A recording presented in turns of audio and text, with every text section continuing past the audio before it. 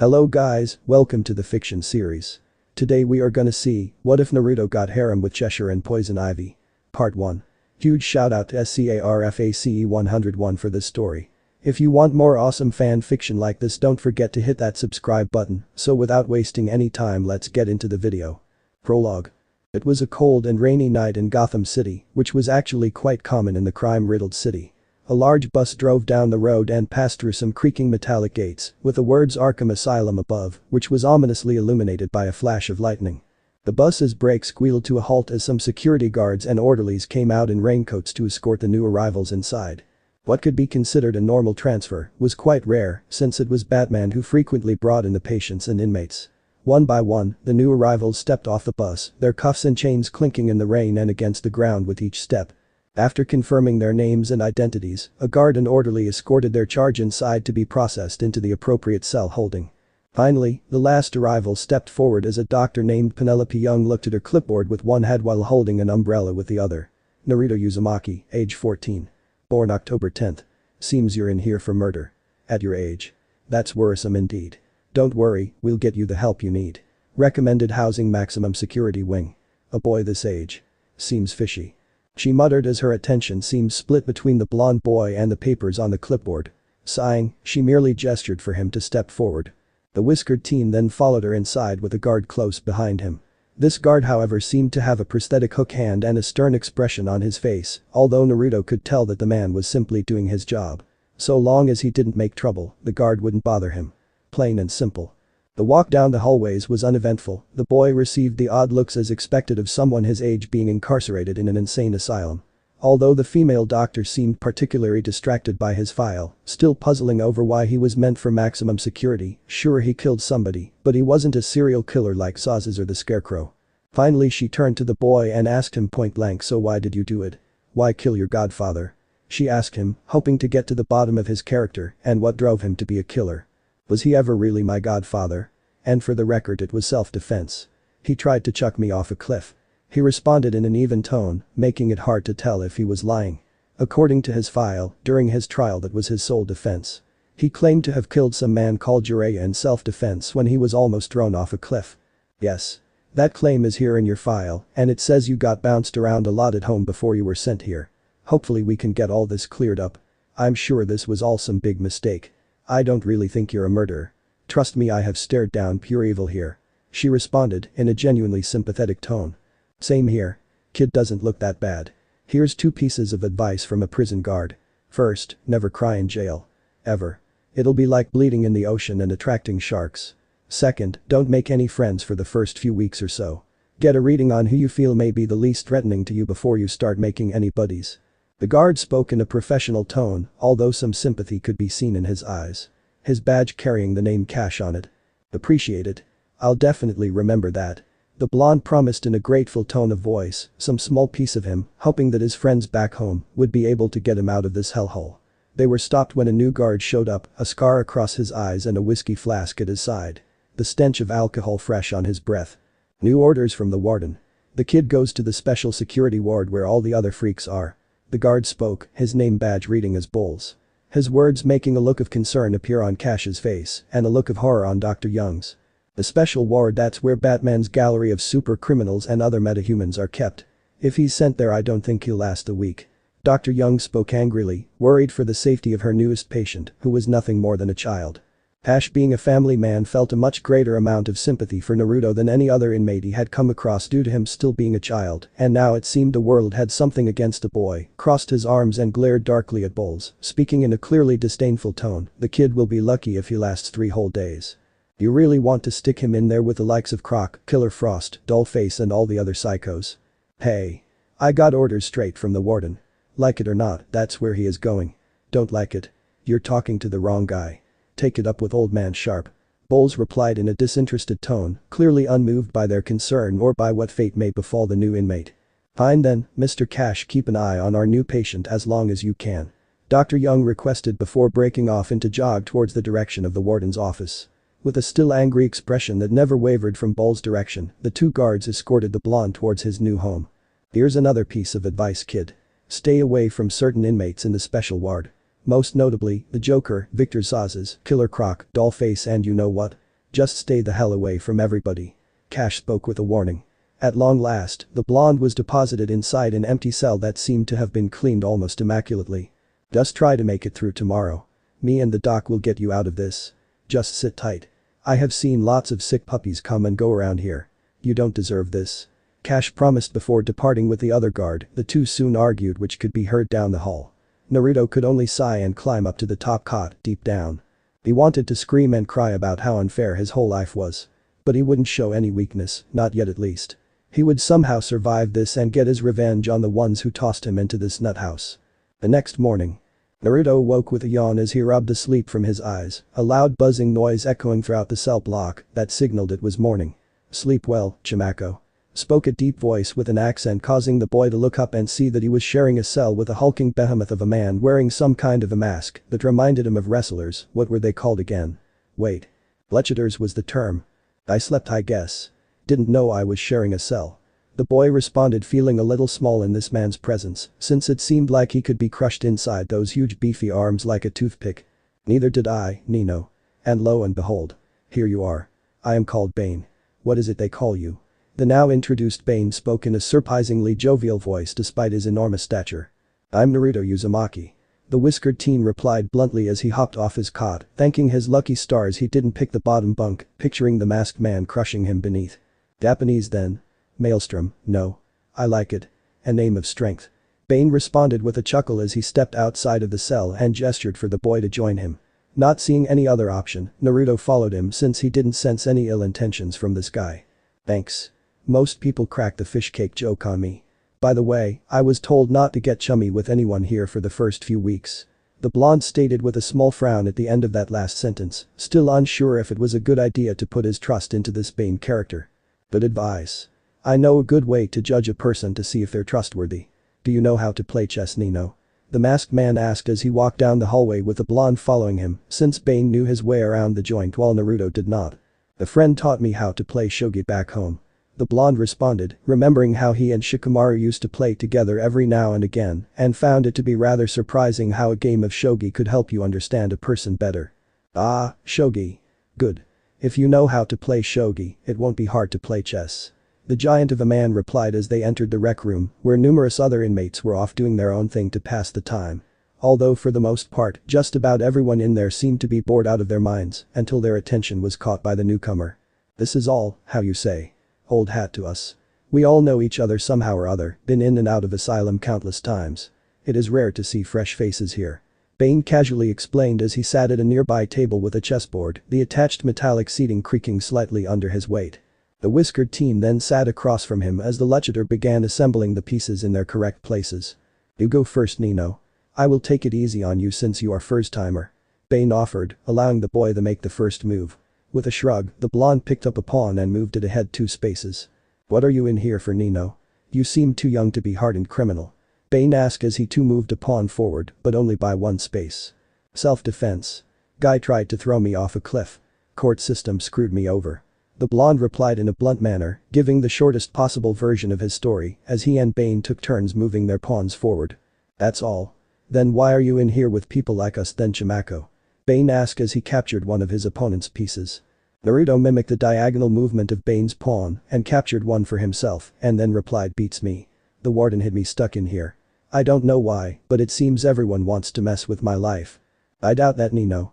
No one receives special treatment. Life is unfair, no.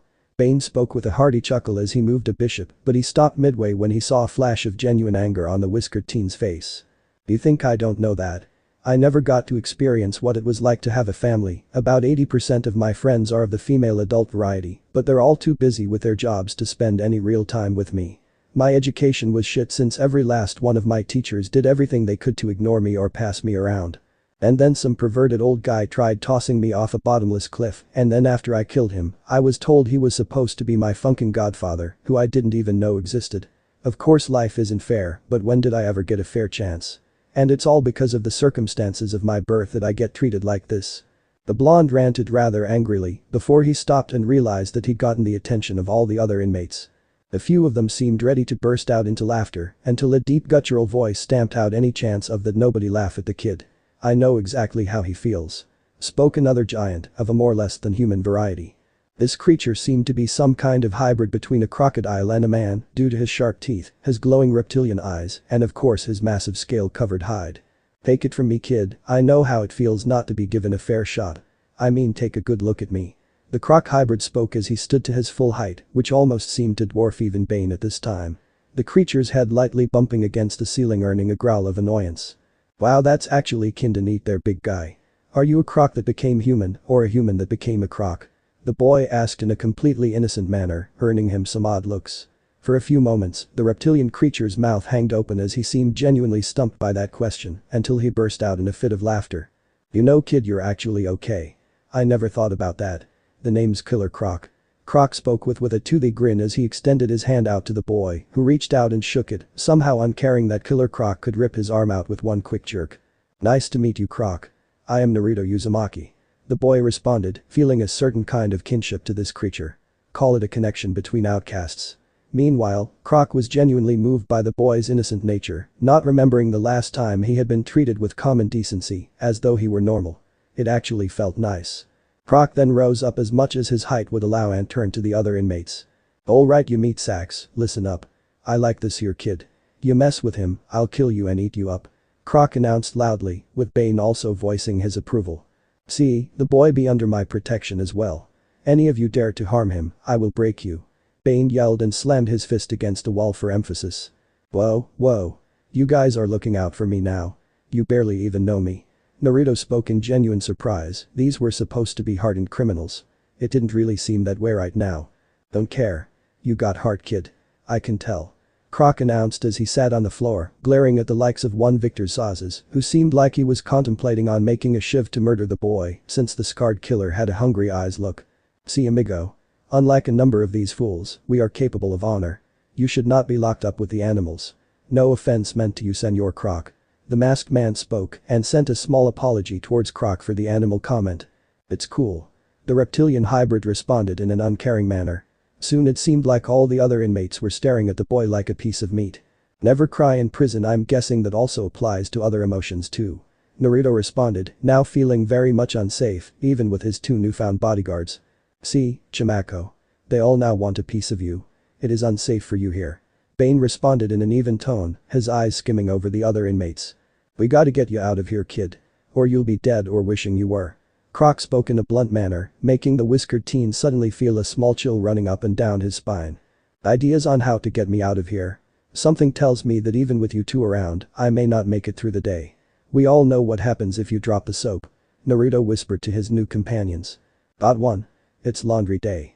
Could smuggle you to a low-risk wing. Killer Croc offered since it was the most present opportunity. With both Bane and Naruto nodding in agreement at that idea. Best get started right away before somebody did something nasty to the boy. Later. Does this actually work? Asked Naruto as he hopped into a cart full of washed laundry while both Bane and Croc dumped a bunch of the prison's jumpsuits down on him to hide him from sight. For an adult? No. But I doubt the guards will be looking for you Chimako. Besides, this cart is marked for Block C, very low risk wing. Small timers really, you'll be much safer there than in here. Bane replied in a reassuring voice. The sounds of footsteps were heard outside, likely belonging to whoever was coming for the pickup. Godspeed to you Nino, I hope we meet again soon. Bane spoke as both he and Croc retreated down the hall away from the approaching footsteps. Knowing that it wouldn't be good if they were seen hanging around the prison's laundry. Two guards walked in, with one of them speaking okay, last one of the day. Damn, these carts are so old that the paint's wearing off. Sometimes the darn things get mixed up because of that. Which one was this for again? The idle chatter made the blonde's eyes widen as he wondered if the card he was in right now was misread by Bane. Block D female only block. Sharp's too friggin' stingy to update anything around here. Asshole wants to be some big shot mayor.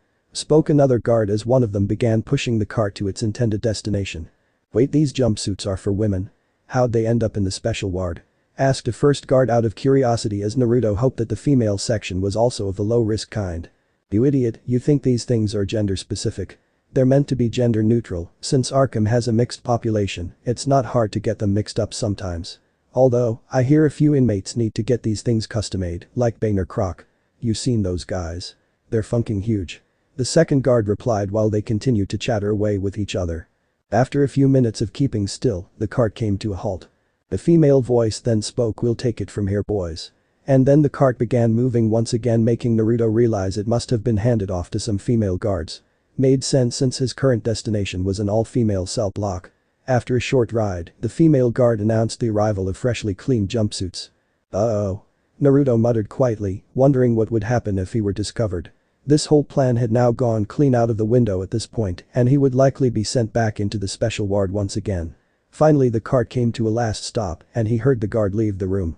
Peeking through the pile of jumpsuits, he noticed that he was alone, and it sounded like no one else was in here. Perhaps he could find another way out of here.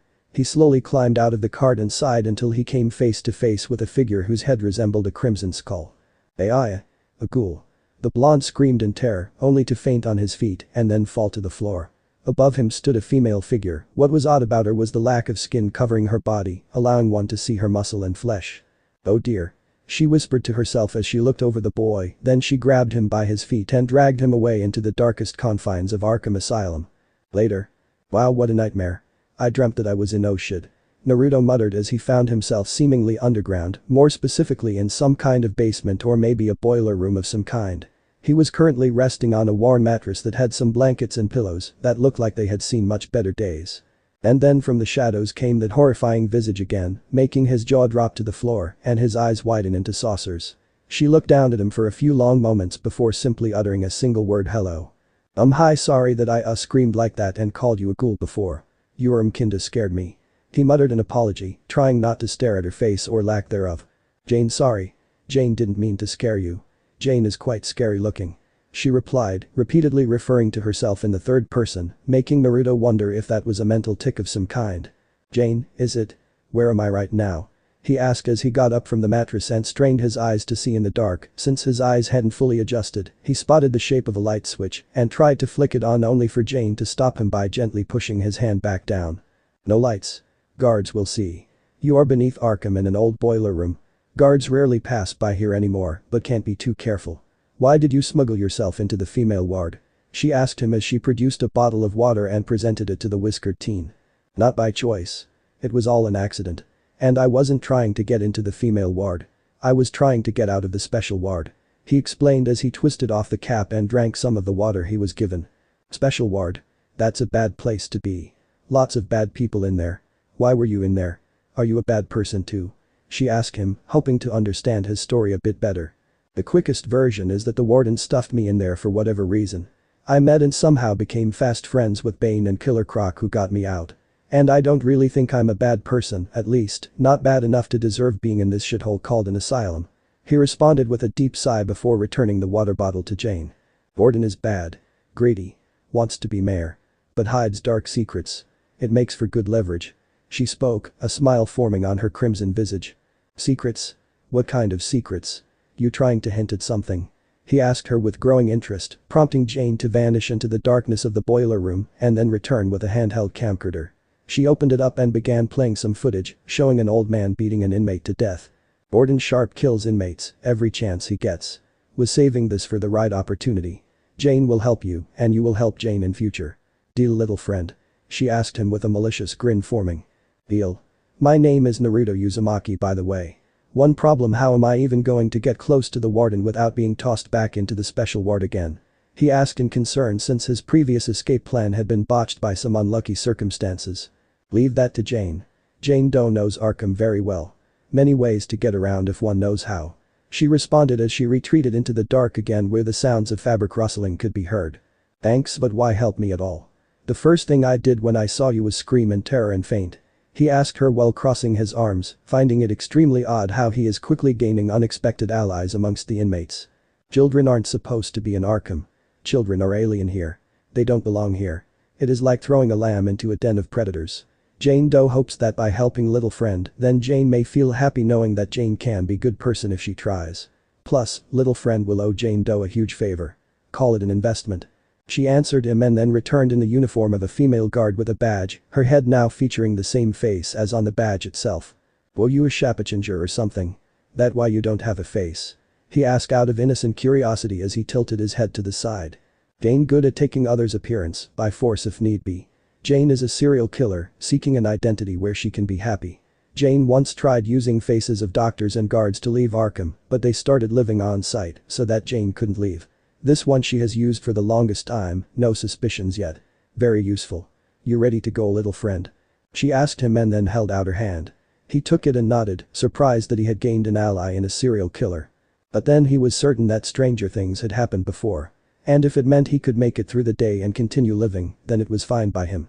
Minutes later. Quincy Sharp sat in his office drinking some rather expensive scotch, sighing as Dr. Young raised quite a large fuss just yesterday about that little Chinese boy that was sent into the special ward. After some time spent arguing with the doctor, she stormed off claiming she would be back with a lawyer if need be to keep the lad safe. The truth was, Sharp was paid a rather generous amount by some overseas associates that requested for the boy to never see daylight again. An easy request since the special ward was full of degenerates like Scarecrow, Zazas, and so on. A knocking sound was heard at the door, prompting him to call out for them to enter, although he hoped it wasn't Dr. Young again. Instead it was a female guard escorting that Chinese boy inside. She saluted and spoke in a professional tone, found the brat trying to smuggle himself out of the special ward and into the female ward, likely trying to escape, sir. I'll be outside if you need me. She then clicked her heels, saluted and then disappeared out the door to give them some privacy and to help Sharp feel at ease so his lips would loosen without a witness around. Ah. I see. Nice try, my boy, but it isn't that easy to escape from Arkham. Sharp announced as he stepped forward with his cane in hand, glaring down at the teenager. Warden Sharp, I presume? Nameplate on the door said so. Gotta ask, would you stick me inside the special ward with some of the most dangerous criminals around? Naruto asked with a frown, wishing to know why the warden did such a thing. Some new friends from overseas paid me a rather egregious amount of money to ensure your misery and potential end. The very same people who sent you here in the first place, I imagine. The money was too good to ignore and will be an excellent boost for my mayoral campaign. Not that concerns an uneducated Chinese urchin like you. Sharp boldly declared, obviously believing himself to be superior to the boy. Chinese? I am Japanese. Please get it right. And seriously, why is it that political fat cats in power seem to always have it out for me? What the hell did I ever do to never mind? More important things need to be taken care of. Gotta ask, what would happen if the Arkham staff found out what you did behind the scenes? The blonde asked with a knowing smile, causing the warden to pause slightly before resuming his pacing about. Whatever do you mean? He asked, feigning ignorance to the question. Well, I made some new friends in here too. And one of them has footage of you murdering inmates when no one else is looking. Anything happens to me, and they'll leave the footage where it can be easily found and viewed by the staff. Just think, you'll be dragged out of your fancy chair, through the mud and into a courtroom, and your entire mayoral campaign, if not your life, will almost immediately fall apart. The blonde spoke with a victorious smile, knowing he had the warden in a stranglehold, as evidenced by the man sweating profusely and his entire body language changing to that of a fearful and whimpering coward. No. Anything but that. I'll do anything you ask. Sharp pleaded and dropped to his knees to beg, making the blonde boy sneer in disgust at the sight of this pathetic little man. I want out of Arkham. I want my freedom. Get me out of this shithole called an asylum, right now. Naruto demanded, almost growling as he stared down the pompous man. Of course. Anything you want. But it will take some time. A few days at least before I can secure your release. There's a process. The warden tried to explain, fearing for his career and his future attempt at being mayor. I don't care. Just get it done. And if that's the case, put me somewhere where I don't have to worry about getting murdered or ass raped until I'm released. And remember, old man, me and my friends are very superstitious. If anything happens to me, some unlucky accident, a suicide, or anything terrible in general, then my friends will ensure that footage of your crime shall be seen by everyone. At the picture? Naruto asked in a threatening tone, his icy stare making the warden feel as though he were speared through the heart just now. Yes. Yes. Nothing shall happen. I swear. But the only other available cell that may be of some comfort will be in the female ward after Jane Doe vanished again. We still have yet to locate her. The warden explained, making Naruto look over his shoulder to see his disguised accomplice had been listening at the door the entire time. She smiled and gave him a sharp nod of approval. Ah, what the hell. I'll take it then. If I need anything else from you, I'll be sure to let you know. Guard.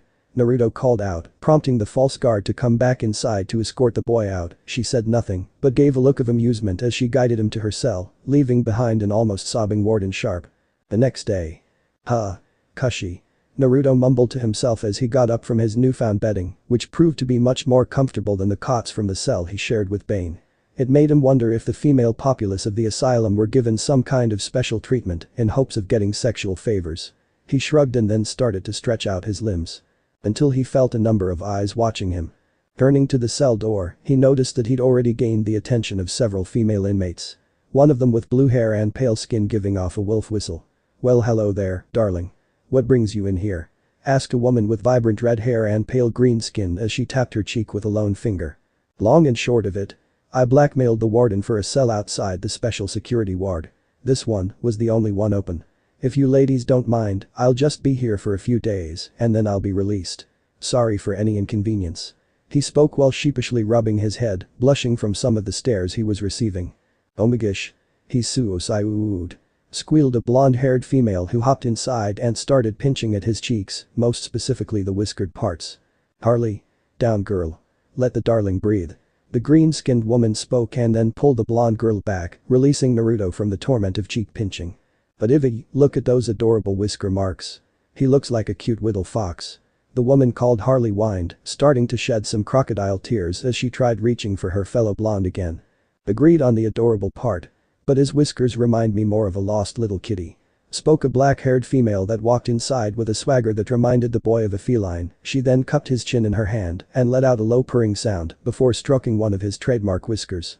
"Don't mind Harley. She's quite excitable. We don't get many new faces in here, much less of the masculine type.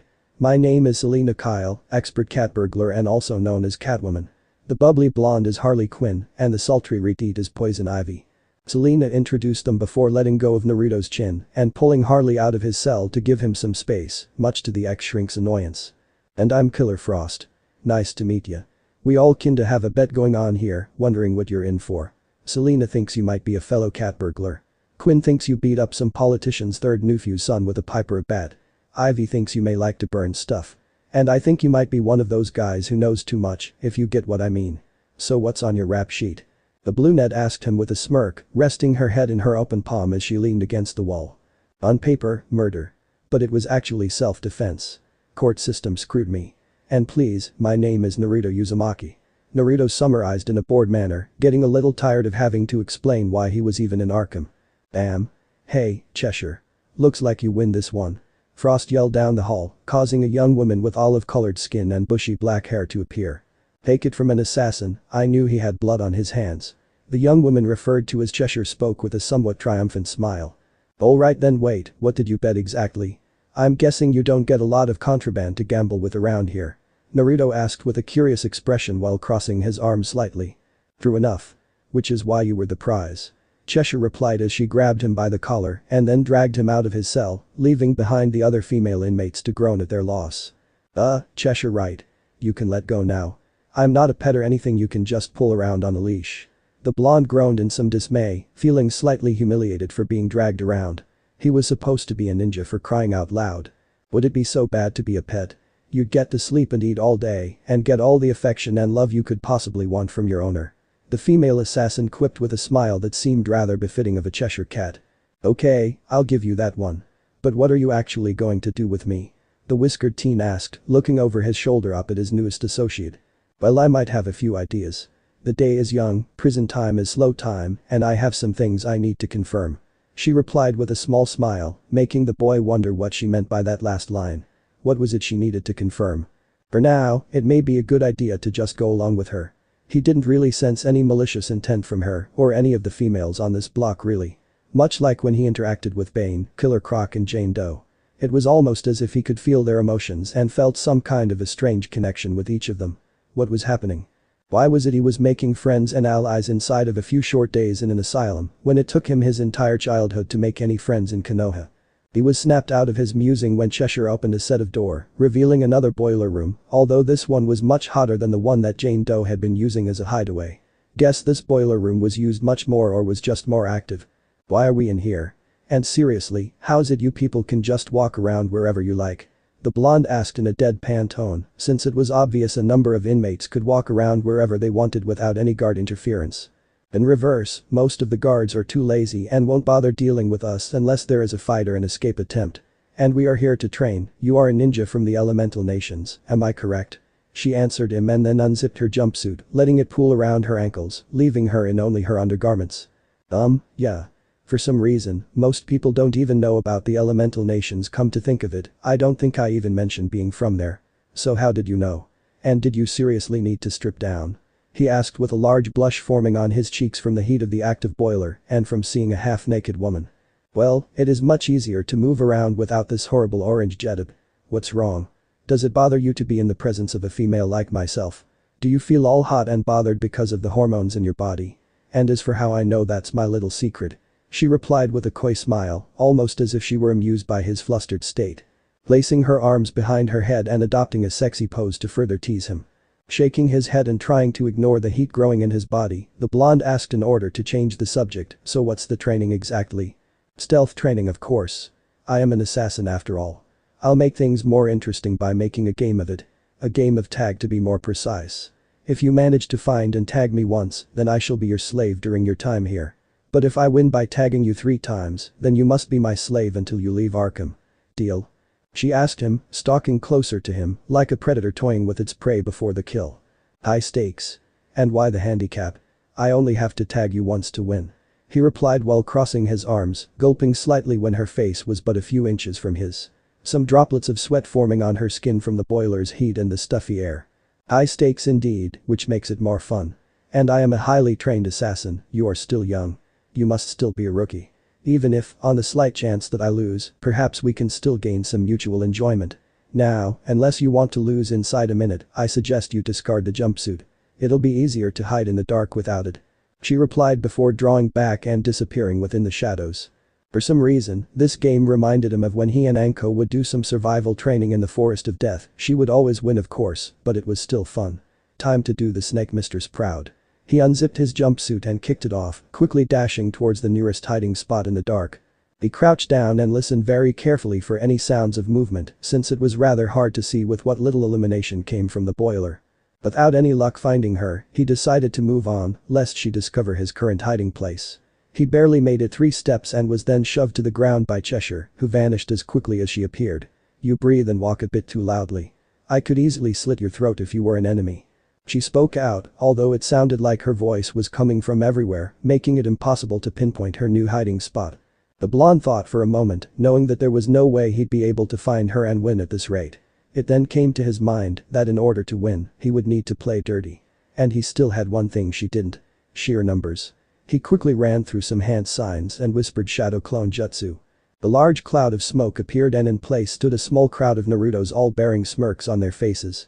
As they spread about the boiler room to find their prey. In the darkness, Cheshire smirked at his desire for victory, even if it meant cheating. But then there were no specific rules in place. She looked up and decided it would be better to take to the high ground and wait out his clones. The real one would soon reveal himself. I found her. Came the shout of a clone that was hidden in a blind spot she hadn't paid attention to. Cursing her lapse in awareness, she tried to make a dash for it, only to be quickly dogpiled by the clones who pinned her to the ground. Seems I'm a bit out of practice. She muttered to herself with a small smirk. Guess that's what happens when you get a bit too comfy sitting around in a cell and getting 3 square meals a day. Another Naruto then appeared in front of her and then touched her on the nose with a large grin. Oop. You're tagged. I win. He spoke and then the clones instantly popped out of existence in puffs of smoke. Shaking her head slightly in amusement, she got up and stretched out her limbs a bit. Alright. I concede defeat. And I'm a woman of my word. What shall your first command be, my master? She asked with a small bow, her eyes never leaving his face. And it seemed like his cheeks were a deep shade of red that was visible even in the dark. You said something about being an assassin, right? I wouldn't put it past the warden to try something against me, so until I'm out of here, help keep me safe and all that, yeah? The blonde requested, earning a nod from the Kunoichi. She then sauntered up to him and pressed her bust to his chest, her face just as red as his own, as thick droplets of sweat rolled down her smooth olive skin. Damn. Is that what it's like to have a slave? He asked more to himself as he pulled his boxers back up. Almost wishing that it didn't have to end when he left Arkham. Cheshire rubbed the crook of her neck where he had bitten her and stood up with a slightly dazed look, as if she was coming off of a high. You know, there may be a place for you in the organization I represent. The League of Assassins. If you prove yourself worthy, you may become the successor to the Demon's Head. She offered with a serene smile, knowing that he had the potential after giving him that small test earlier. Sounds interesting. And it might just be up my alley. Think your boss can help get my friends out of here and help me get some revenge back home?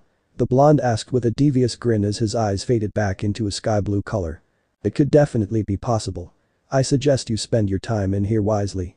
If you make more friends, you could find yourself with an army of powerful beings. Maybe I could help you get more familiar with the female population. She offered as she rubbed his shoulders a bit, almost as if she craved his touch for some unknown reason.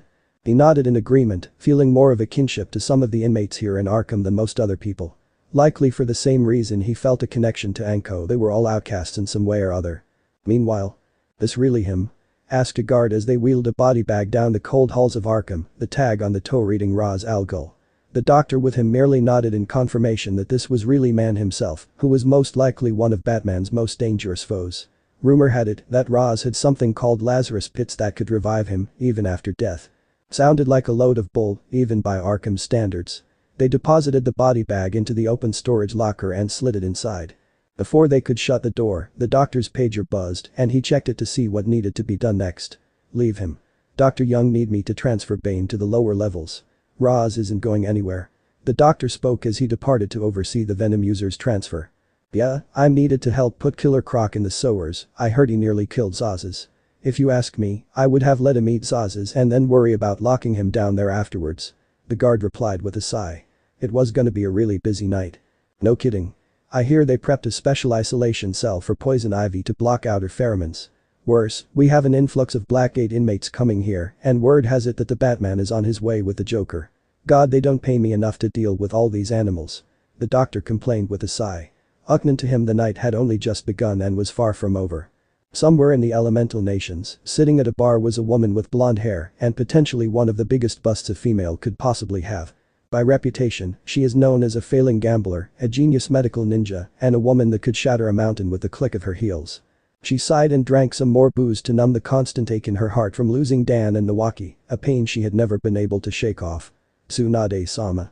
A letter arrived for you," spoke the form of a black-haired woman, her student and apprentice Shizune.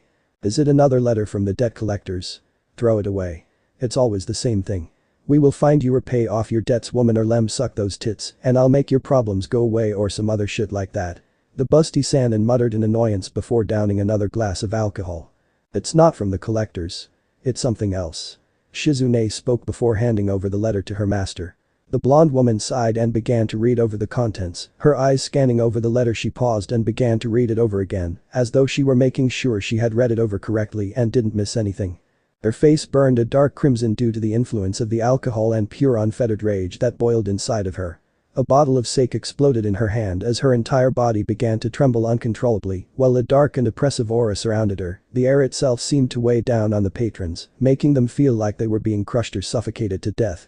She got up from her stool and spoke in a voice filled with anger and hate. "Shizune, we are going to Konoha. The old man has a lot of explaining to do." "Elsewhere?" "Arkham Asylum." In the female cell block, Naruto was back in his cell again, his head resting on the lap of Cheshire, who had a sly smile on her face as she stroked his hair. The blonde was enjoying the pampering as he chatted with the other inmates. "Where's Harley and Ivy? I haven't seen them since me and Cheshire got back." He asked the forms of Killer Frost and Catwoman, who had taken a fast liking to the boy due to his innocent and friendly nature. It was a rotten shame he was tossed into Arkham of all places. Ivy got taken to her isolated cell. The guards keep a close eye on her due to her pheromone tricks and poisonous kiss. She was just visiting us earlier. As for Harley, no idea where that girl is. Probably skipped off to find her Mr. Frost answered with a chuckle, making the cat burglar roll her eyes, since Joker and Harley were the very definition of a toxic relationship. That poor girl needed to find someone that would treat her right, or at the very least with decency. "Shame. I was hoping to talk more with them." "So Frost, you're some kind of heat vampire, you said?" the whiskered teen asked, having grown curious about Frost's abilities since she mentioned her ice-related powers. Which gave him a small reminder of Haku, the poor soul. "Yup. I gotta absorb heat to keep on ticking. Best way is to absorb it from people. They keep me in a toasty cell so I can absorb the heat inside so I don't croak." The blue-haired woman replied casually. For some reason this kid was giving off a different kind of heat. And for some reason it was attracting her like a moth. And she was eager to get a taste of him. "I see, why don't you use your ice powers to break yourself out?" he asked, since it would be possible for her to cross the waters separating this Arkham from the city. A small part of him had a strong feeling that Warden Sharp Guy wouldn't keep his word or would try and pull a fast one on him. Guys like that almost always try to weasel out of such things. "Can't. They put some kind of power dampening collars on metatypes like me. I can't even make a snowflake if I tried.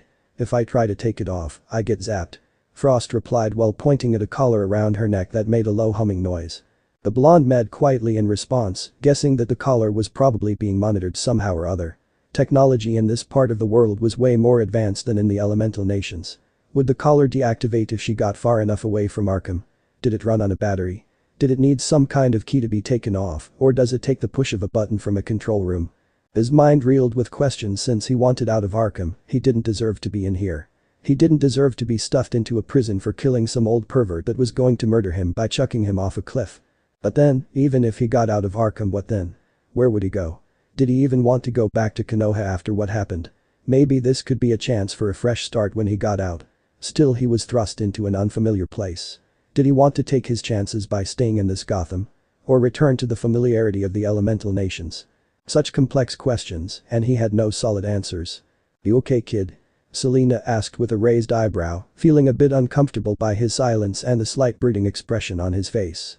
"Just thinking. Wondering if I want to try going back to where I came from or stick around and make the best of things here in Gotham." He replied back, causing his female companions to glance at one another before nodding in understanding, since that was indeed a big decision. "Take it from me. Life isn't set in stone, and nothing's certain. Not everything's gonna be cut and dry, so make the choice you feel most comfortable with or feel has the consequences you can deal with," Cheshire answered, offering some advice to her new friend and temporary master. Although inwardly she was trying to come up with a plan to sneak into the Arkham mansion where the body of her true master, the demon's head, was kept, right by the office of Dr. Young. Still, this boy would be a decent distraction in more ways than one. Their respective musings were broken by the sound of heavy footsteps and the clicking of heels echoing down the cell block.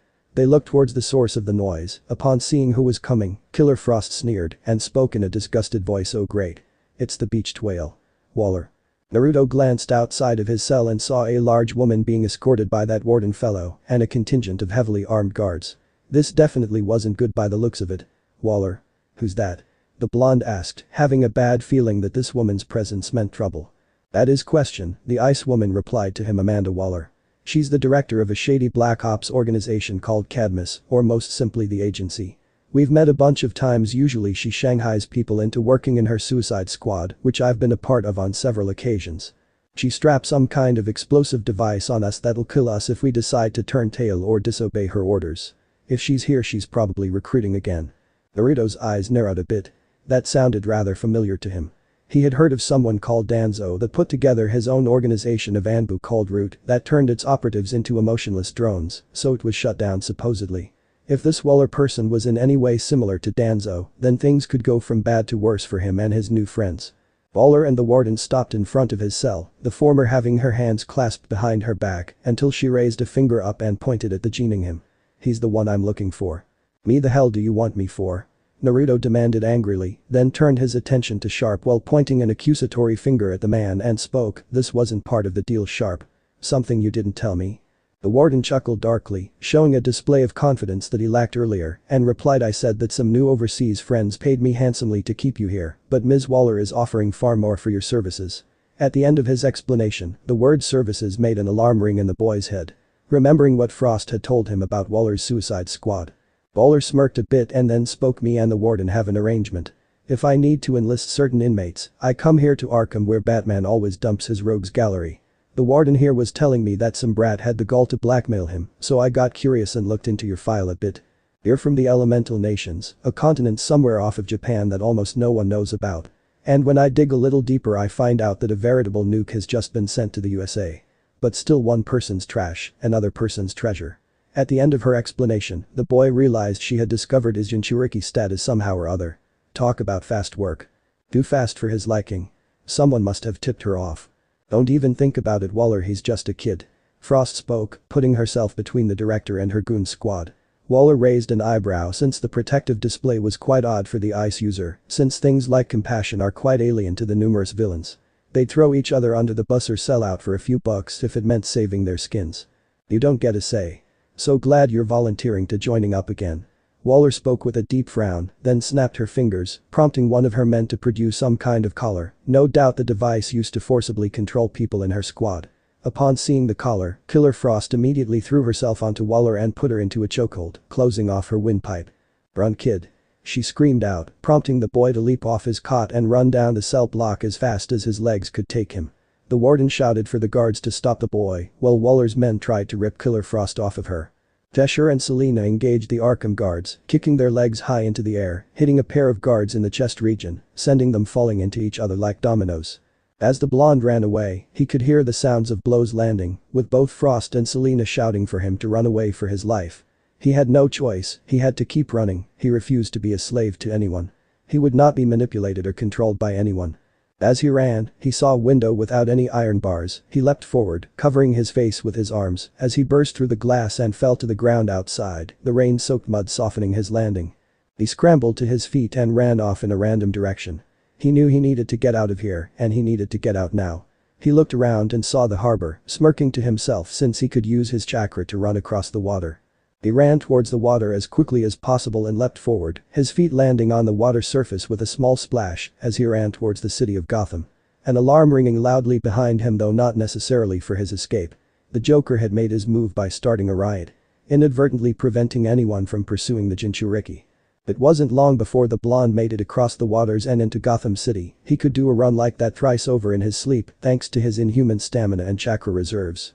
But right now, he had another problem. He was lost in unfamiliar territory, with no money, no means of income, and right now he was an escaped fugitive. He would need a place to lie low, come up with some kind of a plan. I hope the girls will be okay. The blonde thought aloud as he crossed his arms. He then looked up towards the almost countless buildings towering over him and decided that it'd be a good idea to climb up one and get a better view. Focusing chakra to his feet once more, he scaled up the building with ease before reaching the roof. He looked around and could only see lights and cars littering the streets as far as the eye could see. At last he saw a building devoid of any signs of life. Even in a city like this, it seemed kind of rundown, possibly condemned. Seemed like a good place to lay low for a bit. He hopped across the rooftops and then leapt towards the building itself and channeled chakra to his feet, allowing him to stick to the building's side as he made his way up to an open window. After entering inside, he narrowed his eyes, waiting for them to adjust to the darkness. Once his vision adjusted, he found the room to be rather odd in nature. It was as if it were divided into two halves. One side being almost immaculately clean and the other seemed to be deliberately trashed and torn to pieces. He took a few steps deeper inside until the lights flipped on and a voice spoke in a deep and almost ragged manner. "Who the hell are you, runt?" The blonde turned towards the source of the voice and saw a man sitting behind a desk, holding a pistol in one hand and rolling a coin across his knuckles in the other. The blonde instantly saw that the man's face was scarred on one side, making for a rather intimidating appearance. The blonde raised his hands in surrender and spoke in a calming manner. "Easy now, mister. Not looking for trouble, just looking for a place to hide. I didn't know this was your spot." The man stared at the kid for a few moments and then spoke in a smoother and calm tone. "You're from Arkham." He gestured towards the boy's prison uniform, noting that the boy obviously escaped from the prison he himself had visited so many times before. "Yup. Well, briefly. I was unjustly sent there after I killed a guy in self-defense, then this fattest named Waller wanted to put a damn slave collar on me." The blonde explained, hoping to pacify the two-faced stranger. He doesn't seem to be lying. A story like that is too crazy to be made up, and we've heard crazier. The man spoke out loud before he began to speak again in a raspy voice. "True. We're in agreement then. The kid isn't lying." Naruto raised an eyebrow, wondering why this stranger was having a conversation with himself, but he chose not to comment on it as the man lowered his weapon and got up from his seat. He extended a hand to the boy and spoke in a relaxed tone. "Apologies for the scare. We thought you were somebody else. I am Harvey Dent and you have already met my other half, Two-Face. A pleasure to meet you." The whiskered teen shook Dent's hand with a small smile and replied back, "I'm Naruto Uzumaki. Thanks for not shooting me." "Of course. For a moment, I thought you might have been one of Batman's lackeys. But I digress. How on earth did a boy your age escape from Arkham?" Harvey asked as he relaxed back into his seat, casually flipping his coin all the while. "Let's just say I have a trick up my sleeve that lets me run across water. Though I had to leave some friends behind. Killer Frost, Selena Kyle, and Cheshire bought me some time to get away." The blonde explained, feeling a little guilty that he did so. He could have helped them. He could have summoned his clones or something to help, but he didn't. He just ran away, like a coward. How noble of them. Surprising, really. Must have seen something special in you. "So what's your story, runt?" Two-Face asked out of curiosity, hoping to understand what made this boy tick.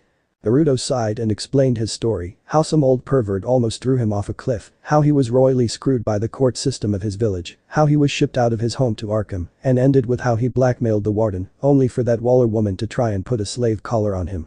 That's interesting news indeed. And Jane Doe has the evidence of the warden's activities.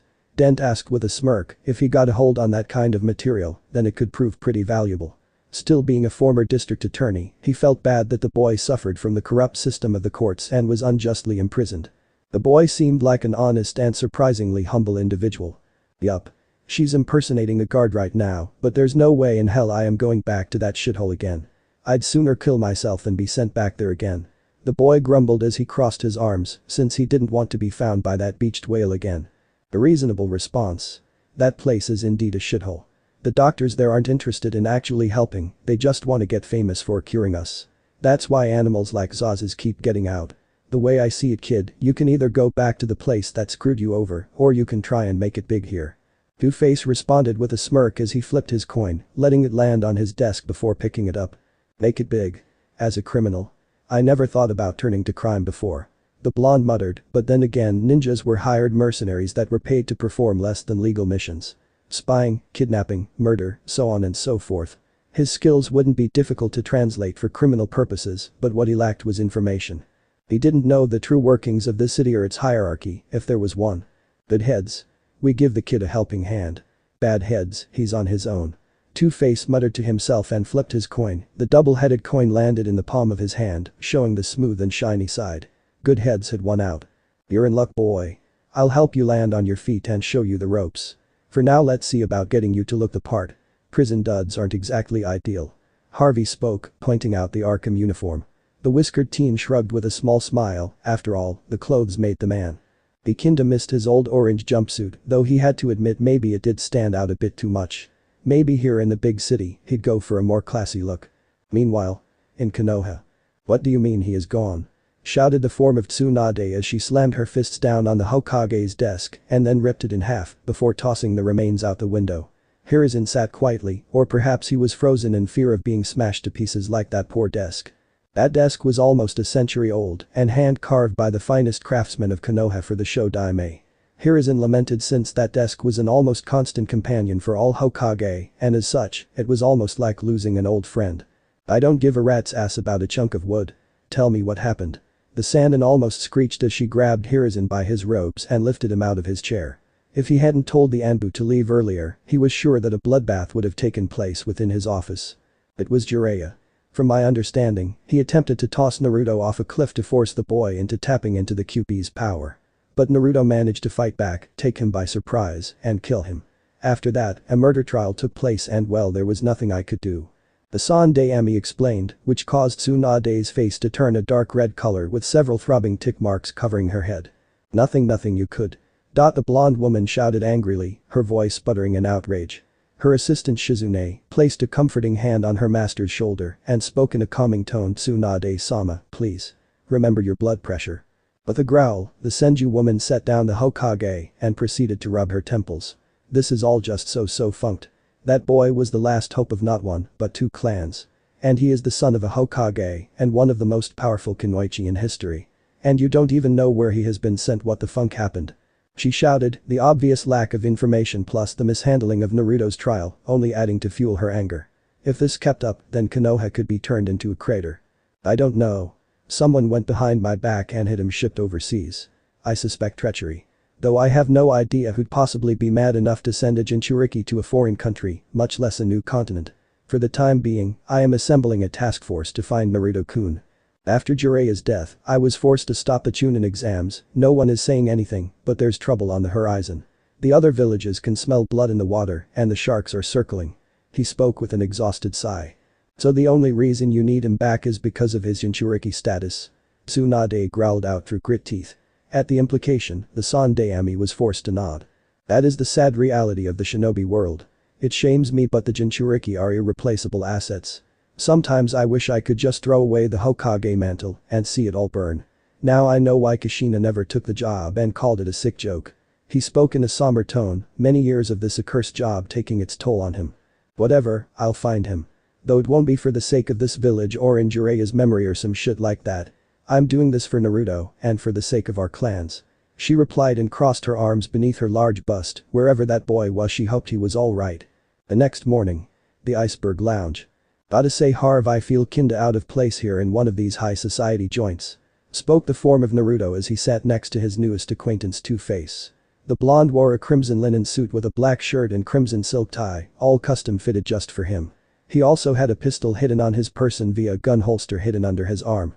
He wasn't big on the idea of having a gun, largely because he had no prior training in handling one, but he guessed he could always learn how. What really had him on the edge of his seat was how in the open he was here at this club. It would be easy for Waller to find him like this if she was really the director or a top secret agency. Relax boy. It's pretty easy to fit in. Just say one thing while thinking about something else. Harvey replied while sipping at a glass of wine, prompting the boy to smirk a little bit. So, be a two-faced liar, then? The boy asked, making the former DA sputter a bit before he chuckled. Wagging a finger at the boy's sense of humor since he pulled a pretty good pun there. Harvey then took notice that some of the waitresses and hostess kept on giving the boy certain hungry looks as they passed by. Choosing to ignore this, Two-Face decided to give the kid a piece of advice. Careful runt. Lot of guys here in Gotham would kill you for cracking jokes like that. Or they might just slit your throat and watch you bleed to death for the hell of it. The whiskered teen gulped slightly and chuckled nervously before nodding in understanding. He then noticed a man in a top hat approaching who was carrying an umbrella, his short stature and beak-like nose reminding him of a penguin in some ways. Ah. Mr. Dent. Welcome back to the Iceberg Lounge. And who is this young lad? He spoke, greeting them in a polite manner. Mr. Cobblepot, this is Naruto Uzumaki. Naruto, meet our host and owner of the Iceberg Lounge, Mr. Oswald Cobblepot, also known as the Penguin. Harvey spoke to his young charge who nodded with a smile and extended a hand towards the Penguin. A pleasure to meet you, sir. The blonde politely greeted, attempting to put on his best manners since he was now in a high society environment. The Penguin shook the boy's hand in return and responded, likewise my boy. With that said, he turned his attention back to Two-Face and spoke to the former DA. I was just about to host a little poker game in the VIP lounge. Would you gents care to join? It'd be impolite to refuse a generous invitation like that. Deal me in. Naruto, would you care to play? Could be a good learning experience for you. Harvey spoke with a small smirk. The boy instantly realized that Harvey was dropping a hint for him. Naruto immediately guessed that during these poker games, it was possible that criminals could potentially be plotting against each other or discuss mutually beneficial deals of some sort. Not to mention a chance to win some of your competition's money. Sure. I'm in. The boy spoke, deciding it would be best to see how this would pan out. With a nod, Penguin gestured for the two to follow him, guiding the two into a back room where a poker table awaited them. Standing next to it was one of the hostesses of the Iceberg Lounge, a woman with dark skin and short-cut black hair, who tipped her bowler hat to greet them. Sitting at the table was a blonde woman with a dummy. Hey. What's with the kid? The woman, or at least her dummy, spoke, pointing a questioning finger at the teenager in question. I dunno, he's cute though. The woman spoke with a saucy grin, giving the boy a small wink. The boy blushed a bit and wondered what the deal was with women around here. Back home, if he so much as gave Sakura a simple hello, she'd punch him in the face, her and any other member of Sasuke's fan club, except maybe Ino, who had some form of basic manners at least. Now whenever he walked into a room, women would be all flirty with him. I invited these gents to join in our game. This young gentleman is Mr. Naruto Uzumaki. Do be nice and please, no shooting each other. The Penguin spoke as he gave his umbrella to a hostess waiting outside the door, with Harvey relinquishing the two guns hidden inside his suit, prompting Naruto to do the same, since he guessed that no weapons were allowed inside. Firearms, plus mobsters, plus poker was probably a very bad mix. This little brat. Does he even know how to count? The dummy grumbled, making the boy wonder what the deal was with its owner, using it to mock him after making a flirtatious comment. Either she was messing with him or there was something else to that puppet he wasn't aware of. He remembered that makeup-wearing guy in the cat suit had used puppets, but they were built for combat rather than entertainment, and this one in the mobster outfit kind of gave him a weird feeling for some reason. Once they took their seats, another hostess with fair skin and blonde hair gave them their sets of poker chips. With the dark-skinned one shuffling a deck of cards before tossing each player their respective cards. I don't believe we have been introduced. I am Peyton Riley, and this is the boss Scarface. Color me curious. But what's a young boy like you doing rubbing shoulders with the likes of us? The ventriloquist asked out of curiosity, the puppet on her lap staring at Naruto since the moment he entered into the room. I was wondering that myself. It seems rather curious for one so young to join the criminal enterprise. Penguin piped in as he inspected his two cards. The whiskered teen glanced over at the puppet. He was seriously getting some bad vibes coming off of that infernal thing, giving him a strong urge to throw it into a furnace. He cleared his throat and answered, long story. But let's just say some not so pleasant people are after me, and I'm not interested in being a certain someone's slave. Cry us a river. The puppet grumbled dismissively, earning a hush from Peyton which caused Scarface's mouth to drop open as the players each took turns adding their chips to the pot. Sounds like there is a much deeper story. Fascinating. I would love to hear more at a later date. Cobblepot spoke, very much wondering what this boy's whole story is and finding it odd that Two-Face had seemingly bonded with the boy so readily. Then again, that man often thought and acted based on that coin of his. I believe I saw you on the evening news. You escaped from Arkham, right? How'd you pull that off in the middle of that riot? Peyton asked as she checked her cards. Her question made the boy raise an eyebrow since he didn't want to reveal too much about his skills. I don't want to reveal the exact nature of how, but simply put, I have a certain trick that lets me run across water. He answered, earning looks of admiration from the other poker players. That would certainly help in escaping Arkham. Wish I had a trick like that. Harvey commented as he rolled his signature coin across his knuckles. At last it came time to reveal their hands, showing that Naruto had won thanks to having a full house.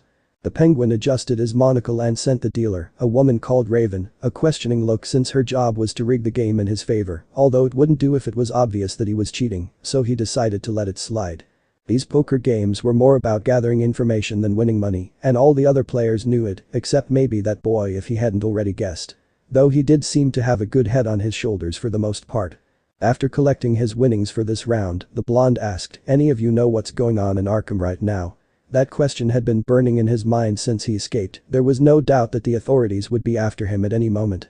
Plus he was still worried about the new friends he had left behind. The news says that the Joker orchestrated a massive riot, seizing control of the asylum. He failed after being defeated by the Batman, and the inmates were quickly rounded up, barring a few escapees that got away in the confusion, yourself included.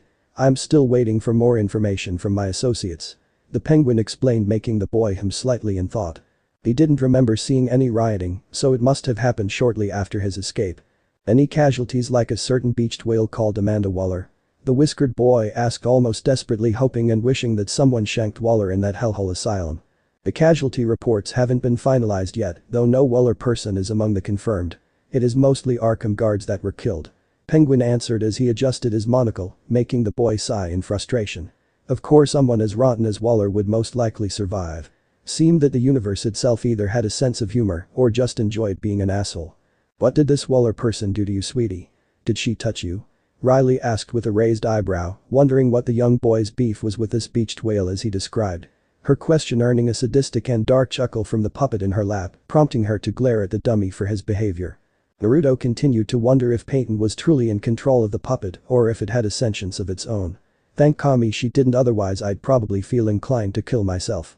She wanted to put some kind of slave collar on me so she could make me into a weapon. You see, due to certain circumstances of my birth, I am both valuable and dangerous to a lot of people. He answered, hinting at his Jinchuriki status without giving away too much personal information about himself. Thought a tween like you would be into that kinda thing. The puppet mocked the blonde boy, earning a throbbing tick mark on his forehead, but he noticed that Peyton bared an expression of both horror and embarrassment as she face-palmed herself with her free hand. Okay. That does it. What's the problem with that damn Muppet? Naruto snapped since he was now fed up with the odd behavior of Peyton and Scarface. There was definitely something going wrong here. Who are you calling a Muppet? I'm one of the biggest crime bosses in Gotham, you little twerp. I was gunning young punks like you down before you were even in Dia. The puppet was cut off mid-sentence when the blonde woman yanked her hand out of his backside and then tossed him aside with a look of disgust on her face. She brushed aside a lock of hair, revealing the scarred side of her face with a fogged-over eye as she spoke. My apologies, I don't know what got into him. I think Mr. Scarface needed a nap. She apologized in a sincere tone. Take it from us, kid. There's definitely something screwy about that puppet. I wouldn't be surprised if that infernal thing had a mind of its own. Two-Face muttered, implying that it was possible that the blonde woman didn't truly have control of the puppet. Naruto blinked several times and shrugged, at least now the damn thing would shut up. He supposed that he had encountered stranger things, and he had a Biju sealed inside of him for crying out loud, so who was he to judge? Right. Well, now that the Muppet is finally quiet, how about we continue the game? The blonde boy politely suggested, earning some nods from the other players. As the round progressed, the whiskered teen kept on raising higher and higher. Not feeling confident in their hands, the others all folded only to discover the boy had a bad hand himself. They all silently kicked themselves for falling for that trick. Seemed the boy was a better player than anticipated, or maybe he was just having a case of beginner's luck. Still, everyone knows that the game of poker is never finished in a single round. As the minutes kept on ticking by, the chips kept on piling up for young Naruto. And the others were astonished at his unbelievable luck, though Penguin wondered if the boy was truly lucky or if the dealer decided to rig the game for the boy instead to get in his good graces. For some reason every one of his female employees' guard seemed unusually smitten with the boy. Just what was his secret? He had just won about $5 million by now after this game. Seems like lady luck favors you, kid. Those winnings should be more than enough to help you get your start.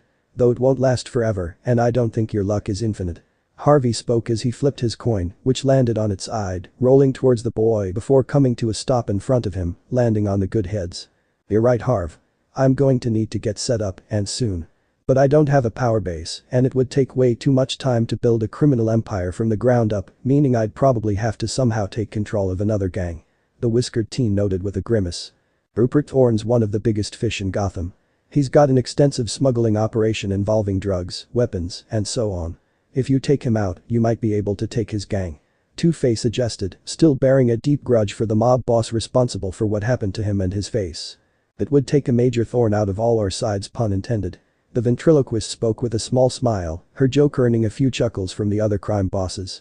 The whiskered teen smirked since now he had a target to aim for, but he doubted he had the needed skill to take on a crime lord alone. But then he knew some people that might be able to help him out. And he just won a very useful supply of cash that he could use. And he knew just how to put it to use. Sounds interesting. I actually have an idea if you don't mind helping out a little. The blonde suggested with a sly smile, making his new cohorts curious about his proposal. A few days later. Outside of Arkham. Does anyone know what we're doing out here? Spoke the form of Harley Quinn as she sat on her duffel bag. With her were the forms of Poison Ivy, Killer Frost, and Selena Kyle. Didn't you get the memo, Quinn? We've been bailed out of Arkham. Selena spoke in a matter-of-fact tone. It was most probably someone that wanted their service to pull some jobs or a heist that required their particular skills. Wouldn't be the first time, wouldn't be the last. Oh yeah. Right. Harley muttered distractedly, a part of her being worried since the Joker audit on that Titan stuff and was currently in critical condition. She wasn't sure what was going on with him, but the doctor said it wasn't good. At least we're out and about and not on Waller's leash. Damn, it felt good to kick the stuffing out of that fattest bitch. The ice user shouted gleefully, pumping her fist in the air. After attacking Waller, choking her out and clocking her on the head, the Joker's riot prompted her goons to get her out somehow or other. Probably had a chopper or a boat kept stashed for a quick getaway. Still, Waller hadn't shown up or reared her fat head since then. At least now she wasn't in danger of being recruited into the Suicide Squad again.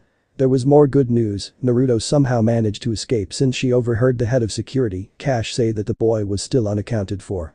Their ears perked up as a car engine approached, a black limousine rolling up and stopping in front of them. A window rolled down revealing Naruto seated next to Peyton Riley, the new ventriloquist who was currently without her other half for some reason. "Can I offer you ladies a lift?" Naruto asked with a charming smile, his very presence making their faces light up with glee at seeing him again. He opened the door, granting them entry inside. They all climbed inside, though Naruto frowned for a moment as he asked what happened to Cheshire. Gone. She escaped sometime during the riot. No idea where she is now, probably went back to her League of Assassins. Ivy answered with a sultry smile as she sat next to the boy. He sighed in relief, glad that a fellow ninja managed to get away. Good to know. Any idea what happened to Bane or Killer Croc? He asked since he tried to get them out along with Cheshire. It only seemed right since they helped him escape from a potentially gruesome death. But was told that they were unavailable and wasn't given a reason as to why. Guess Arkham was still in shambles, considering what a titanic mess the Joker left behind. I overheard that Bane got sent into the harbor by Batman's car. And Croc is somewhere down in the sewers. Good luck finding those two. At this moment, I don't think they really want to be found. Selena answered with a yawn, glancing over at the form of Peyton. Seemed like the boy once trapped in Arkham was moving up since he was now in a limo. Damn. They helped me out, so I was hoping to repay the favor. Guess that'll have to wait. Naruto muttered, at least he had gotten a hold of the others for now. Alright, I'm just gonna ask the question that's on everyone's minds.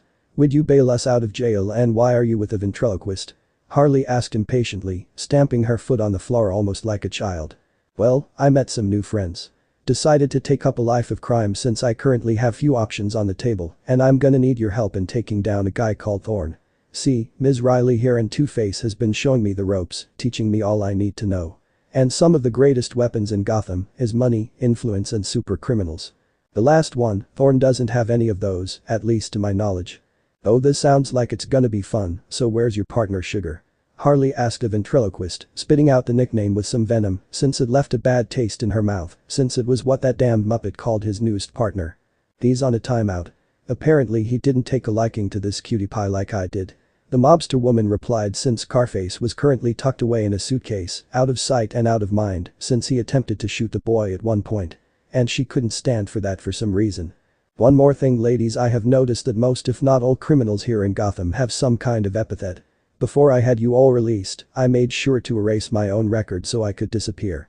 Only refer to me by name in a private. When working a job for me call me Kingpin. He spoke with a broad smile since he came up with his own nickname. They all nodded in understanding, believing it to be a nickname that'd catch on. Then before he knew it, he felt a cold sensation on one cheek and a burning sensation on the other. Both Frost and Ivy were kissing his cheeks. That's for getting us out, boss. Ivy spoke in a sultry tone. Make way ladies. I gotta have a turn. Harley yelped as she began wildly planted kisses of her own on the boy.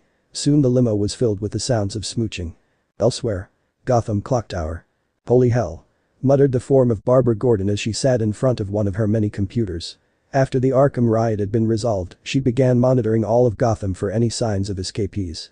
Cheshire had already vanished with the body of Ra's al Ghul and was probably delivering it to the League of Assassins so that he could be revived once more. Killer Croc and Bane were now like ghosts. The former could be anywhere in the maze of sewers and Bane could wash up anywhere in Gotham, so it was currently impossible to find them. Finally she came to Naruto Uzumaki and discovered that his file had recently been deleted almost like he never existed. Fortunately she had a copy of her own on record. Q. The poor kid had a rough time judging by what happened to him with his trial, but that wasn't the most shocking part. She looked into his medical records that were taken just hours before his incarceration. If her research was correct, then his body was constantly putting out powerful pheromones that had a tremendously powerful effect on others, most especially the opposite sex. Those affected would feel compelled to support and protect him and desire him. And that wasn't all. From his blood and tissue samples, she found that his body was capable of high-speed regenerative capabilities. If her calculations were right, his abilities would only get stronger and stronger over time. She didn't know why, but it seemed like his body had some kind of energy inside of it that was both powerful and unstable. If it were to go out of control, then well Gotham could end up at the bottom of the sea. Perhaps most disturbing of all, his file had been flagged by Amanda Waller's agency and it was likely they had a copy of their own.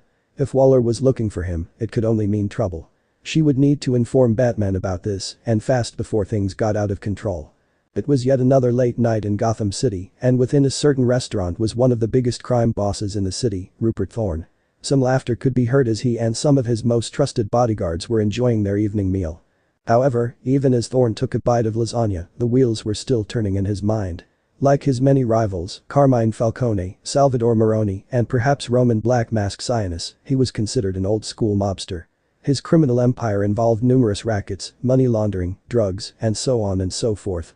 The various themed villains that Batman often combated were volatile, unpredictable, and impossible to control. However, a new individual was on the scene, someone no one had even heard of until recently, someone calling himself the Kingpin.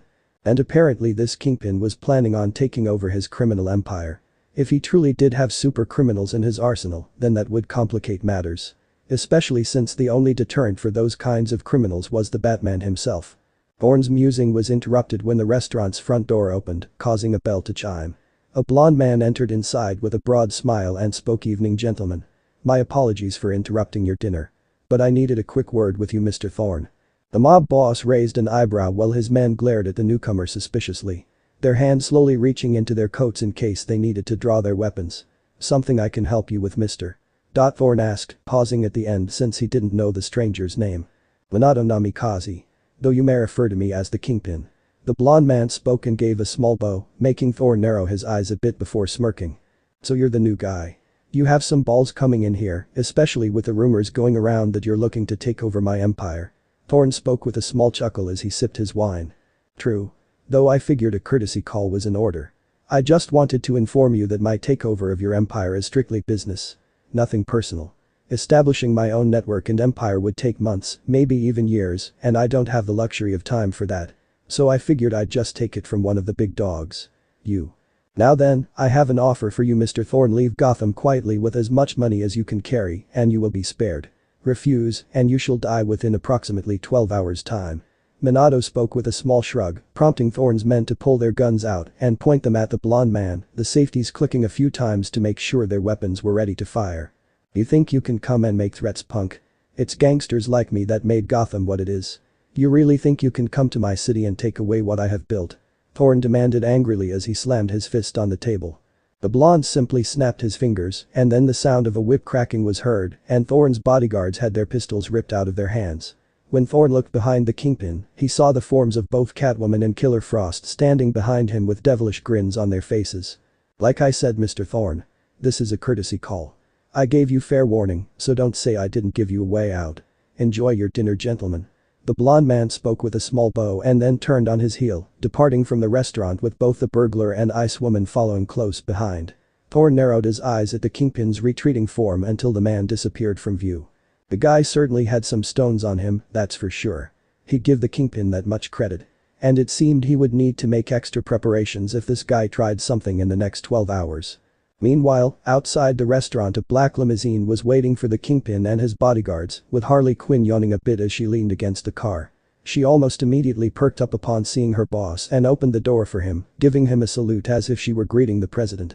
He chuckled at her antics as he stepped inside, followed by Selena and Frost, and then by Harley herself, who shut the door with a small thunk. Once the door slammed shut, the form of Minato vanished in a puff of smoke and was replaced by Naruto, who gave a sigh of relief. Damn. Maintaining a henge under pressure is way harder than I thought. Naruto mumbled as he ran a hand through his hair. Nice trick. A flawless disguise like that certainly comes in handy. But then, I guess people would have difficulty taking the Kingpin seriously if they knew he was a kid. Selena pointed out with a saucy grin, a part of her wishing she had a trick like that. It would certainly make it easier to do some recon on potential heists if she could pull it off. Much obliged. There will likely come a time when my true identity is revealed. Till that time, it is best I limit how many people know my true form. By the way, the blonde smiled as he turned towards another occupant sitting inside the limo and continued to speak big, thanks to you, Ivy. For charming the chef and poisoning Thorn's dinner. Poison Ivy smiled deviously and replied, my pleasure. Where to now? The Iceberg Lounge. She asked, her hand reaching towards the phone connected to the limo's driver to relay the boy's instructions. Yeah. I have some business to discuss with the others. The whiskered teen spoke, making the plant expert nod as she picked up the phone and ordered the driver to head towards the Iceberg Lounge. Naruto sighed as he crossed his arms and thought about the looming presence of Waller. So long as she remained on the playing field, he wouldn't truly be safe. He'd need to level the playing field. And soon. He would soon have a power base for his own crime syndicate. Courtesy of the soon-to-be-late Rupert Thorne, but he also knew that it was likely someone else would seek to take what he had. The criminal enterprise was an extremely cutthroat and competitive business. He would need to make connections and alliances. For the time being, he was on largely friendly terms with 3 of the biggest mob bosses in Gotham, well 2.5 if you cut out a certain Muppet. But how long would they stay friendly, he wondered. His musing was cut short when they had arrived at the Penguins Club with surprising speed. He would need to thank the man himself for setting him up with such an effective driver. Naruto formed a single hand sign and reformed the henge of Minato to maintain his public disguise since he didn't want to risk pushing his luck in his true form anymore. Shall we, ladies? The Kingpin spoke, putting on his most charming smile as both Ivy and Selena each took an arm, Killer Frost and Harley pouted a bit as they exited the car, with the former putting her arms beneath her bust and the latter lazily resting her bat on her shoulder as they entered inside the lounge. When they made it through the doors, they were almost immediately greeted by a hostess who was sporting a large blush on her cheeks. Welcome to the Iceberg Lounge, may I help you, handsome? The hostess spoke as she tipped her bowler hat a bit. Minato smirked a bit since this had become fairly common for him now and replied yes. I'm the Kingpin, the Penguin is expecting me. At that, the hostess smiled brightly and answered yes sir. Right this way. With that said, they were guided to one of the back rooms in the VIP section of the club where a pair of the Penguin's henchwomen could be seen standing guard. Candy. Raven. Lovely to see you both. The Kingpin greeted, causing the 2 women to giggle and blush a little as they opened the door for him and his colleagues. When they entered inside, they were greeted by the waiting forms of Two-Face, the Penguin and the ventriloquist. As soon as the doors closed behind him, the blonde relaxed and allowed his henge to vanish in a puff of smoke since these people were already privy to his true form. So how'd it go with Thorn? The fat man dead yet? Two-Face asked impatiently as he anxiously flipped his coin since the man was responsible for his scarring. Not yet. But he may as well be. In about 12 hours or so, he'll be choking to death on his own blood. Him and some of his top goons.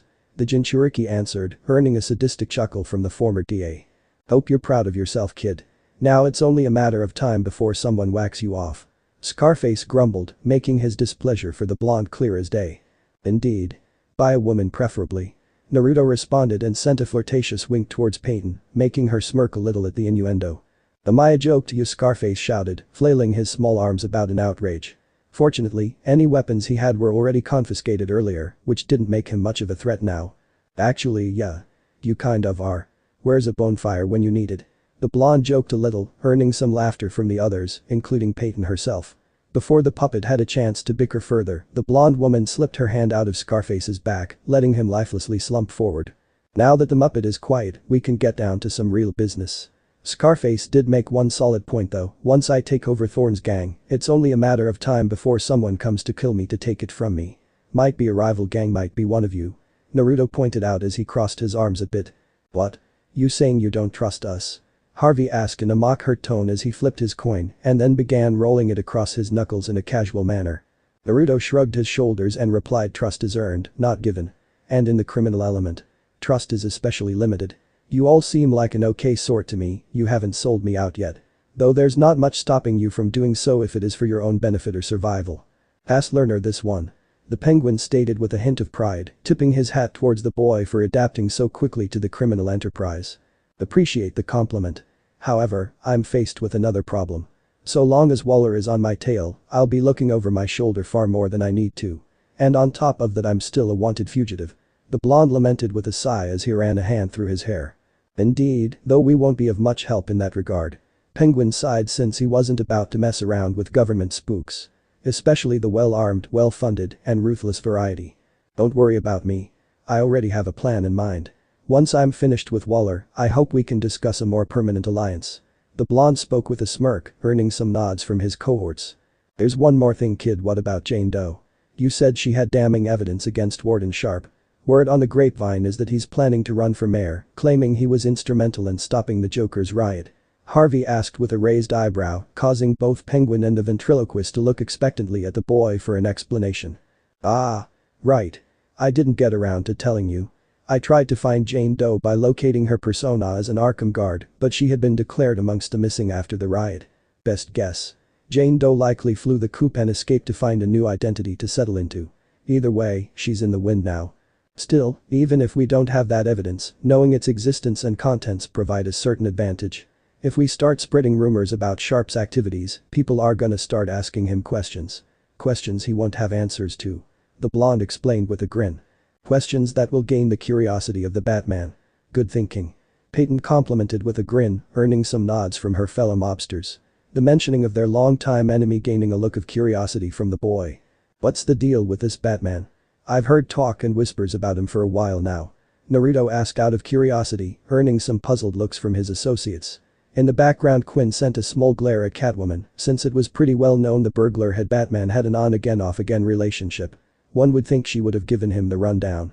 However, it was club owner who spoke first. I suppose we forgot you haven't been in Gotham for long. Batman is a vigilante that has spent many years disrupting our business and trying to put and keep us in prison. He may not have superpowers, but he is still ranked as a top-tier hero. You could say he's a fight smarter, not harder type of person. The rest I imagine you can discover for yourself. The blonde pursed his lips for a moment, then spoke. To fight crime effectively, he would need a strong information network. He can't be everywhere at once, so it's likely he keeps a small circle of individuals he can wholeheartedly trust nearby. He must also have connections to the police to increase the effectiveness of his operations. That about sum it up. Once the boy had finished speaking, the stunned silence showed that he had hit the nail on the head. From the many whispers and snippets of information that the blonde had heard about this Batman, it sounded like the man had some form of training as a ninja. From martial arts to scare tactics and so forth. Fortunately for him, he knew how ninjas operate. But that would be something for later. For now, he had a plan of action to dealing with Waller and possibly clearing his fugitive status. And he wasn't going to waste time by twiddling his thumbs. Later. GCPD, Commissioner Gordon's office. Gordon sighed at his desk as he took a long drag from his pipe which had been found and later returned to him after the riot in Arkham. According to some reports from the doctors, after the Joker had added on that Titan formula, his own body was slowly turning against him and killing him from the inside out. To be perfectly honest, Gordon was actually looking forward to and perhaps dreading the moment the clown would expire. Most of the inmates had been found and rounded up thanks to the Batman's efforts. Although amongst the escapees was Bane, Killer Croc, Cheshire, and that Naruto boy that had vanished as well. For the life of him, Gordon couldn't understand why a child would be sent to Arkham of all places. His thoughts were interrupted when he felt a cool draft coming from his window. He glanced over and found it to be open. Which could only mean one thing. Something I can help you with? Gordon asked as he leaned back in his seat. You're getting better. The Batman spoke as he emerged from the shadows, his tone indicating a hint of admiration for Gordon detecting his presence. You don't get to live in this job for long without picking up a few things. Anything on the Arkham escapees? Gordon asked since he guessed that was why his ally was here. Yes. I have recently received information about one of the escapees from a reliable source. Along with something else.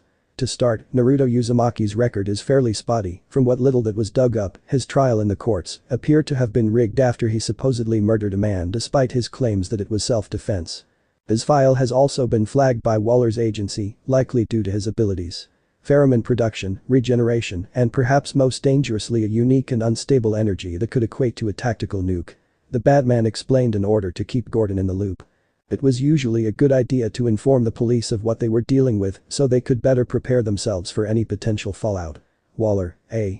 If she's taken an interest in the kid, that can only spell trouble. It might also explain why he escaped from Arkham if she was actually there. There's something else.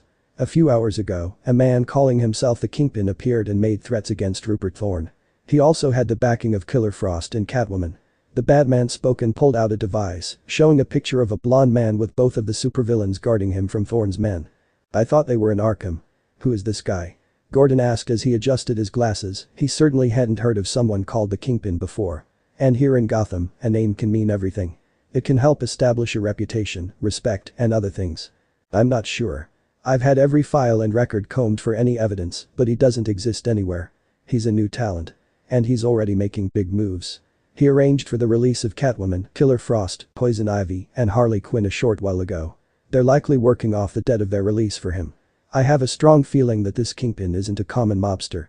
The Dark Knight spoke grimly. He had seen many criminals from all walks of life, from the petty to the career type, the desperate and the insane. But this seemed to be something else. Something new. Their conversation was interrupted when the door was shoved open by Detective Bullock, who said, "Someone to see you, Commissioner."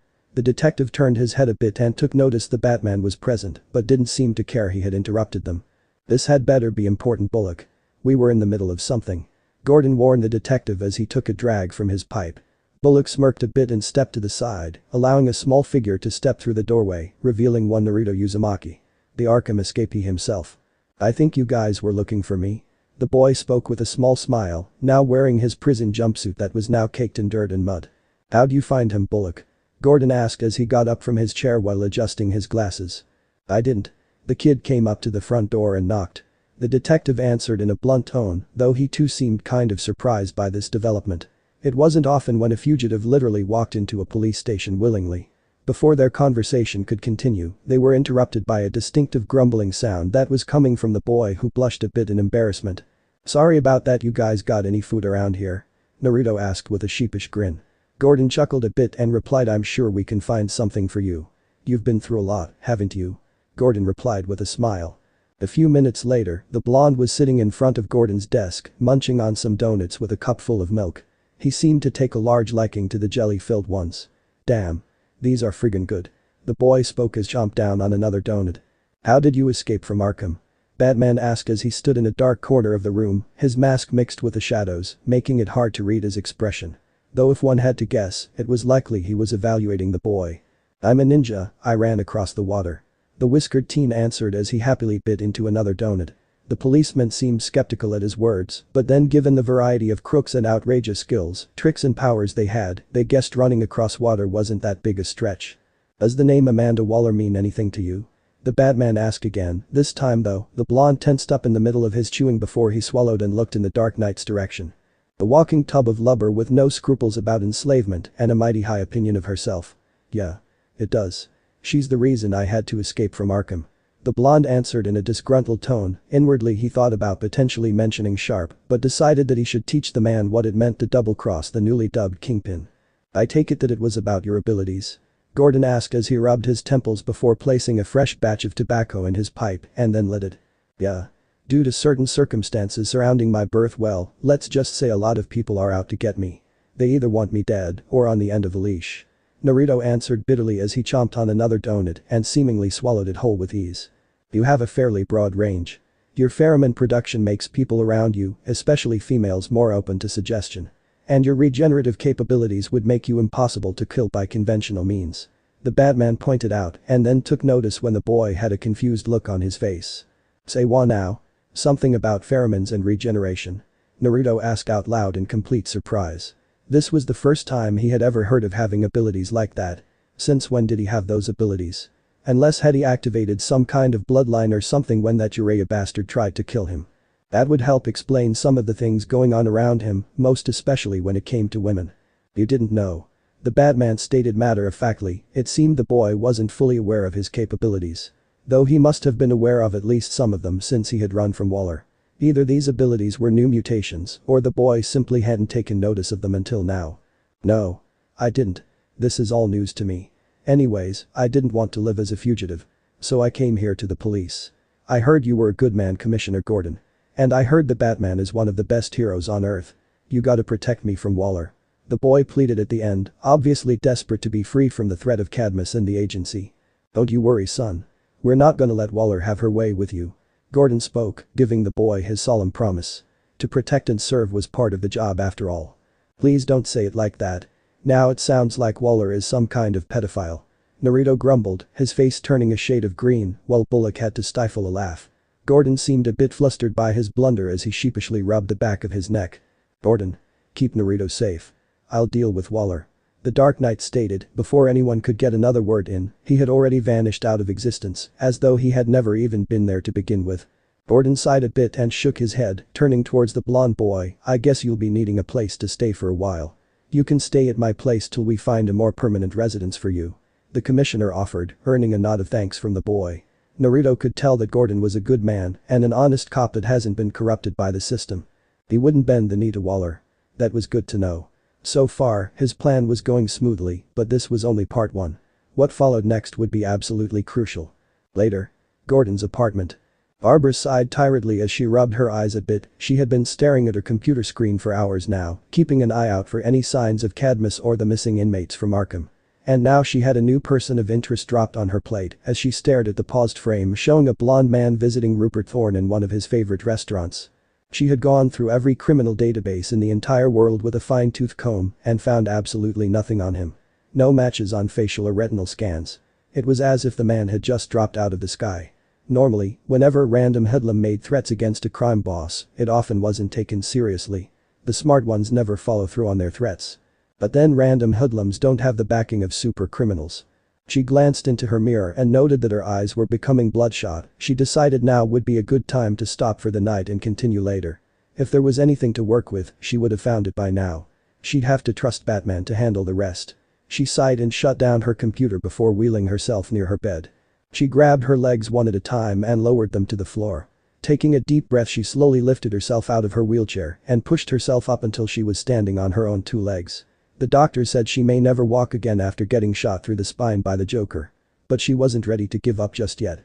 She wasn't going to give up her legs until it was absolutely certain she was beyond any hope of recovery. It used to be her legs would give out almost immediately, but as time went on, she started to stand for a few seconds. Now she could stretch it to minutes. Always keeping close by to her bed for support or something soft to land on in case her legs couldn't stand the pressure anymore. For this session, she didn't feel any discomfort in her legs from standing. Her face twitched a bit as she slowly lifted up one leg and took a tentative step forward, then she repeated the process with her other foot. After every few seconds she would cautiously step forward, pushing herself onwards. She beamed at her own success, knowing that she was definitely on the way to a full recovery. She could only imagine the surprise and elation on her father's face when she revealed she could walk again. But she wanted to wait until she had full mobility again before revealing the big news. Anything could happen and she didn't want to give him hope, only for it to come crashing down. A large part of her also wished to fully recover so she could once again don her Batgirl persona once again. Those had been some of the best years of her life, jumping across rooftops, pulverizing crooks, helping both Batman and her father keep the city safe. She would give almost anything to return to those days. And it seems that her wishes were well within reach if she kept up this pace. She spent a few more minutes carefully pacing about her room and then felt her legs starting to lose her strength. Not wanting to take an unnecessary risk, Barbara lowered herself back into her wheelchair once again. A look of satisfaction on her face since she felt this was a highly productive session. Her ears perked up when she heard the locks clicking to the apartment door, followed by a shout of "Barb. I'm home. And I brought a guest." She smiled warmly since she was glad that her father had returned safely once again. Then she became puzzled, wondering who her father had brought with him. Humming. She called out and began to push the wheels on her chair forward to enter the living room. She saw her father hanging his signature trench coat, and with him was a familiar young boy whose picture she had researched and had seen all across the evening news. Naruto Uzumaki himself. "Naruto, this is my daughter Barbara. Sorry I didn't call Barb, plans kind of changed when this little guy waltzed right into the GCPD, then we had to stop by a thrift store. He'll be staying with us for a bit." Her father explained as he gestured to the boy who was now wearing a plain white t-shirt and some jeans for the moment. "Nice to meet you Barbara." The whiskered teen politely greeted as he extended his hand towards her. She stared blankly at him for a few moments, feeling her cheeks start to burn a bit. Looking at him up close in person, he was kind of cute. She just wanted to reach out and start petting those whisker-like markings. No. Bad Barbara. Do not think those kind of thoughts. It's just the pheromones talking. Just keep focus. She spoke in her mind, trying to keep from getting distracted. What's wrong? Did a cat catch your tongue or something? Or is this the first time you've had a hardcore crook in your house? The blonde teen asked with a smile, only for it to quickly fade away when Barbara smacked his hand away and retreated back into her room, slamming the door behind her. Naruto was stunned for a few seconds as he dumbly blinked before finally turning to Jim and asked, "Did I say something wrong?" Jim sighed a bit as he removed his glasses and rubbed the bridge of his nose before answering, "Poor choice of words, son. A few years ago, a maniac called the Joker broke into our apartment and shot my daughter. He's the reason she's in that wheelchair. Joker then kidnapped me, tried to drive me insane. Did some pretty horrible things." Barb won't say anything, but I think she still has nightmares about it on occasion, but she still keeps up a strong front so I can focus on my job. That girl is tough as they come. At the end of his explanation, Naruto stared at the door leading to Barbara's room and spoke, "I see. I'll give her a few minutes to cool off and then apologize to her. I didn't know about that. Yeah. I guess I should have warned you about that. I guess I'll need to apologize a little too. But don't worry, Barbara is a pretty understanding girl, she'll always forgive an honest mistake." Jim spoke and gently patted the boy's shoulder in encouragement before taking a seat on the couch. "You can borrow my bed while you're here." Gordon spoke as he gestured towards another door that was half open. "You sure? I can always take the couch." Naruto asked, only for the commissioner to wave him off with a dismissive chuckle. "Nah. Don't worry about it. This couch is like an old friend to me. I sometimes sit in it and fall right to sleep after a long night of work."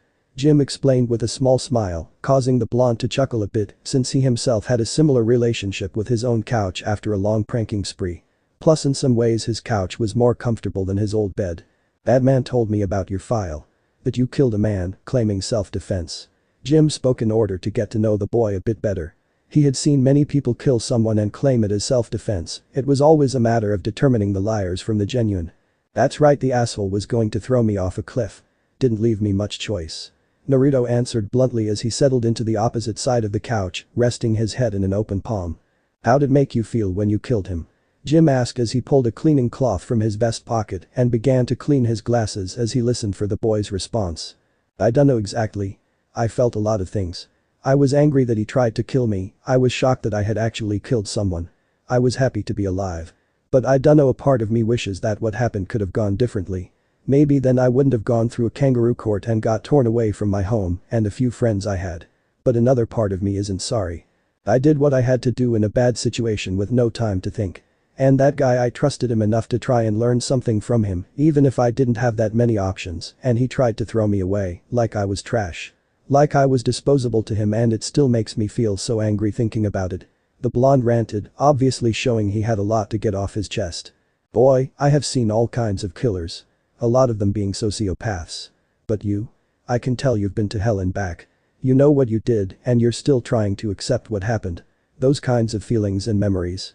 It takes time to sort them out." Jim spoke somberly as he replaced his glasses. "Does the pain ever really go away?"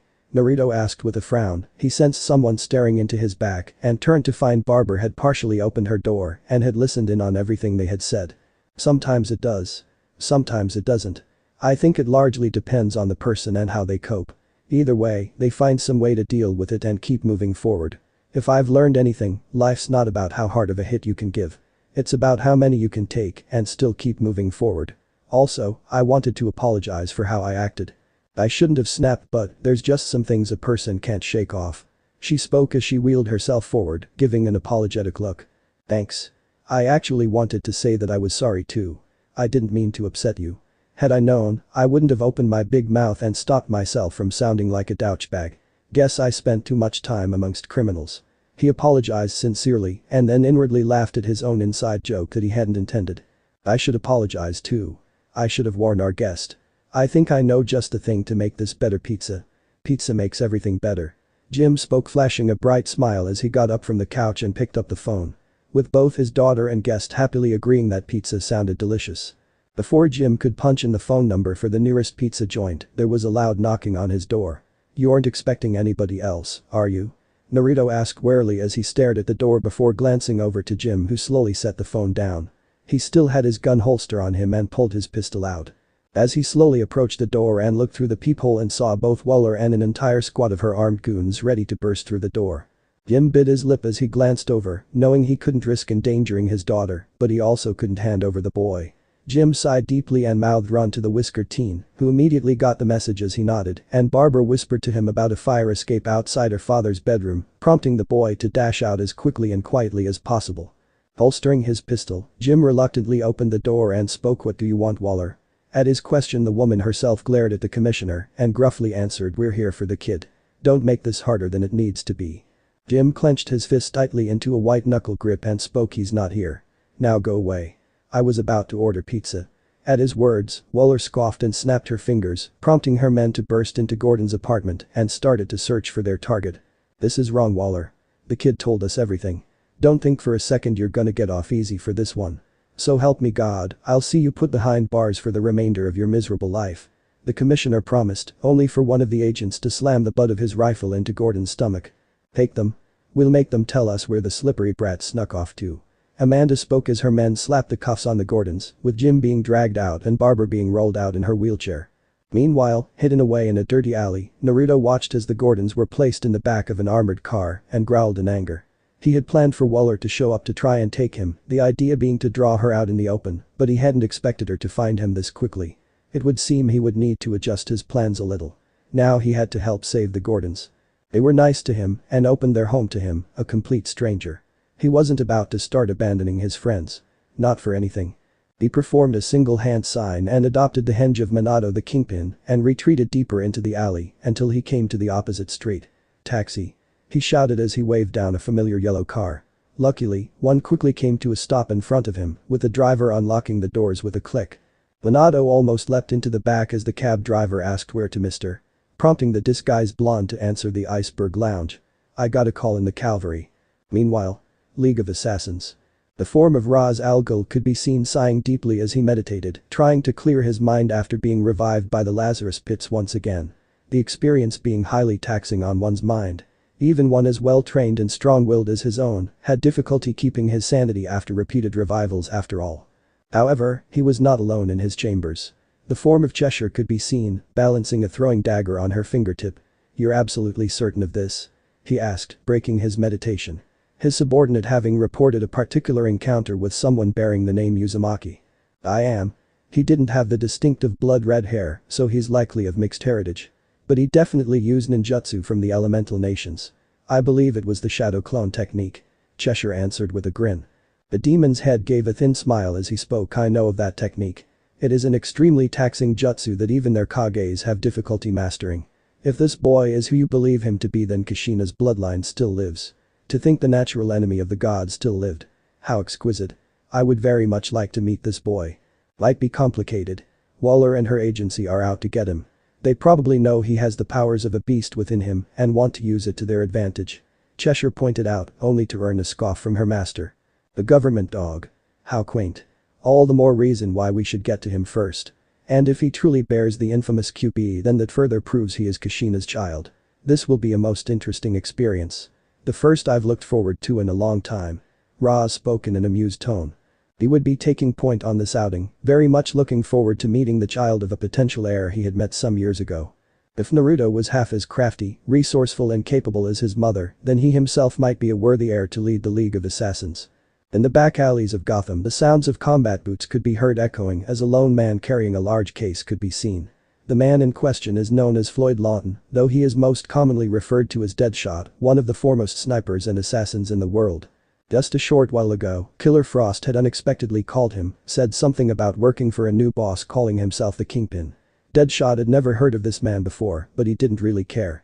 Frost explained that a job was available that required his expertise, and the target was none other than the fat lady herself. Amanda Funking Waller. Floyd couldn't remember the number of times that he'd be abducted, slapped with an explosive device, and dispatched to do Waller's dirty work just to avoid being blasted to pieces. He wasn't in it for the money this time, this one was personal for him. He was very much looking forward to creating a great big smoking hole right between Waller's eyes.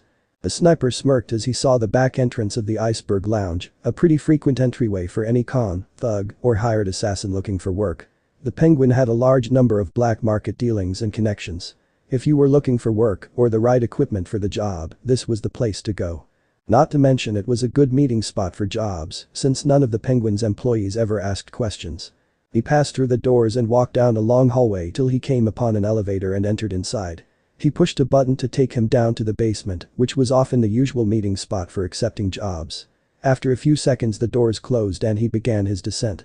As he waited he thought back to his brief conversation with Frost over the phone. From the sounds of it, this Kingpin seemed to be quickly establishing connections with some big names here in Gotham. He even had the likes of Catwoman, Ivy, and Harley Quinn in his pocket. Catwoman and Ivy were typically loners who always sought out their own agendas. And Harley was almost attached to the Joker's hip at all times, almost like a lovesick puppy constantly craving attention or treats. Poor girl. But now this Kingpin guy had them all working for him in an extremely short amount of time. If he had to guess, the Kingpin must have been unnaturally charismatic and/or persuasive. Guys like that could be extremely dangerous because you may end up dancing to whatever tune he wants without realizing why you're doing it. The elevator doors opened revealing the forms of a blonde man conversing with Killer Frost, the latter having a chilling smile on her face, no pun intended. And off to the side was some blonde kid with whisker-like markings sitting on a crate. Both Frost and the man she was speaking to turned towards the sniper as he approached them. Deadshot, right. I'm the Kingpin. Nice to meet you, I appreciate you coming on such short notice. The Kingpin politely greeted as he extended a hand towards the sniper. Deadshot smirked a little, this guy seemed to be the professional type. That was fine with him. He found those superior than you cuz I'm the boss types to be rather annoying. The assassin shook his potential employer's hand and then placed the case he was carrying on the floor. He pushed a button on the side causing it to pop open, revealing the parts and pieces to one of his personal sniper rifles. No problem. No way in hell I'm going to miss taking a shot at Waller, pun intended. Deadshot spoke with a small chuckle as he began to assemble his rifle. His little joke earning a few laughs from Frost and Kingpin. Right, unfortunately the plans changed a bit. Waller's on the warpath, just recently she kidnapped both Commissioner Jim Gordon and his daughter Barbara. The Kingpin explained, causing the marksman to nearly drop his equipment to the floor. You serious? Damn. Waller must be finally going off the deep end. No way in hell the police or Batman are going to be ignoring that. The hell is the fattest hoping to accomplish? Deadshot asked, his question causing Killer Frost to point towards the boy that was quietly keeping to himself for the moment. The kid. Waller's going after kids now. Floyd spoke as his eyes narrowed. He wouldn't ever reveal this, but he actually had a certain fondness for kids. He supposed that came naturally from being a father. Or maybe despite being a gun for hire with a death wish, even he had a problem with people who messed around with kids. That's Naruto. I met him in Arkham. Poor kid has been hunted down by Waller ever since he arrived. She wants to turn him into some kind of super weapon or something. He was with the Gordons, but managed to give Waller the slip. The ICE user explained, giving the marksman the rundown of the situation. Way I see it, Waller will be bad for business. For all of us. We need to get to her before the Batman does. If he puts her under arrest, she'll get a slap on the wrist and walk out in no time flat. That's where you come in. The Kingpin explained before gesturing to a set of tactical armor and equipment worn by a member of a SWAT team. Deadshot smirked a bit, already guessing the plan. He would plant himself amongst the GCPD and hunt down Waller. Once she was in his crosshairs he'd take the shot and put that damned whale out of everyone's misery. I get the picture. What about the kid? The marksman asked, gesturing to the boy. With a smirk, the Kingpin picked up a telephone and gestured for the boy to approach. The whiskered teen nodded as he jogged up to them as the elder blonde put the phone on loudspeaker and made a shush gesture to both Frost and Lawton. After a few seconds, the line picked up and a masculine voice could be heard speaking. "Yellow, Detective Harvey Bullock." The whiskered teen took a deep breath and shouted, "Bullock. It's Naruto." Waller took the Gordons. At the sound of his voice, one could almost hear Bullock falling out of his seat on the other end. "Whoa. Slow down, kid. What the heck happened?" Bullock asked. Well, he got the gist of it, he had to be certain he heard the boy correctly. "I was at the Gordons' apartment, Waller and her goon squad showed up and kidnapped Jim and Barbara. Jim stalled them so I could get away," Naruto explained with a small yell. In the background, Deadshot had to suppress an impressed whistle. This kid seemed all calm before, but now he seemed to be playing the part of a scared little kid tremendously well. Just how much of it was an act, or was it legit? After a few seconds, Harvey spoke back. "I hear you, kid. I'll get the GCPD on this straight away. Where are you anyway? I'll send a car for you." "I dunno. I see a building called the Iceberg Lounge." The blonde replied, feigning hesitance and uncertainty. But damn, was he doing a good job of it. "I gotcha. I'm gonna send someone I trust to get you. We'll get the Gordons back. Take care and don't talk to any suspicious characters." Harvey spoke in a warning tone at the end and then hanged up the phone on his end. "You heard him, boy. He's sending a car for you. Better go outside and meet with him," the new crime lord suggested, earning a nod from the whiskered teen who darted off towards the elevator. Just how much of that little act was for real? The marksman asked out of curiosity, since that question had been clawing at his mind for the past 2 minutes. Whoever that boy was, he certainly had a talent.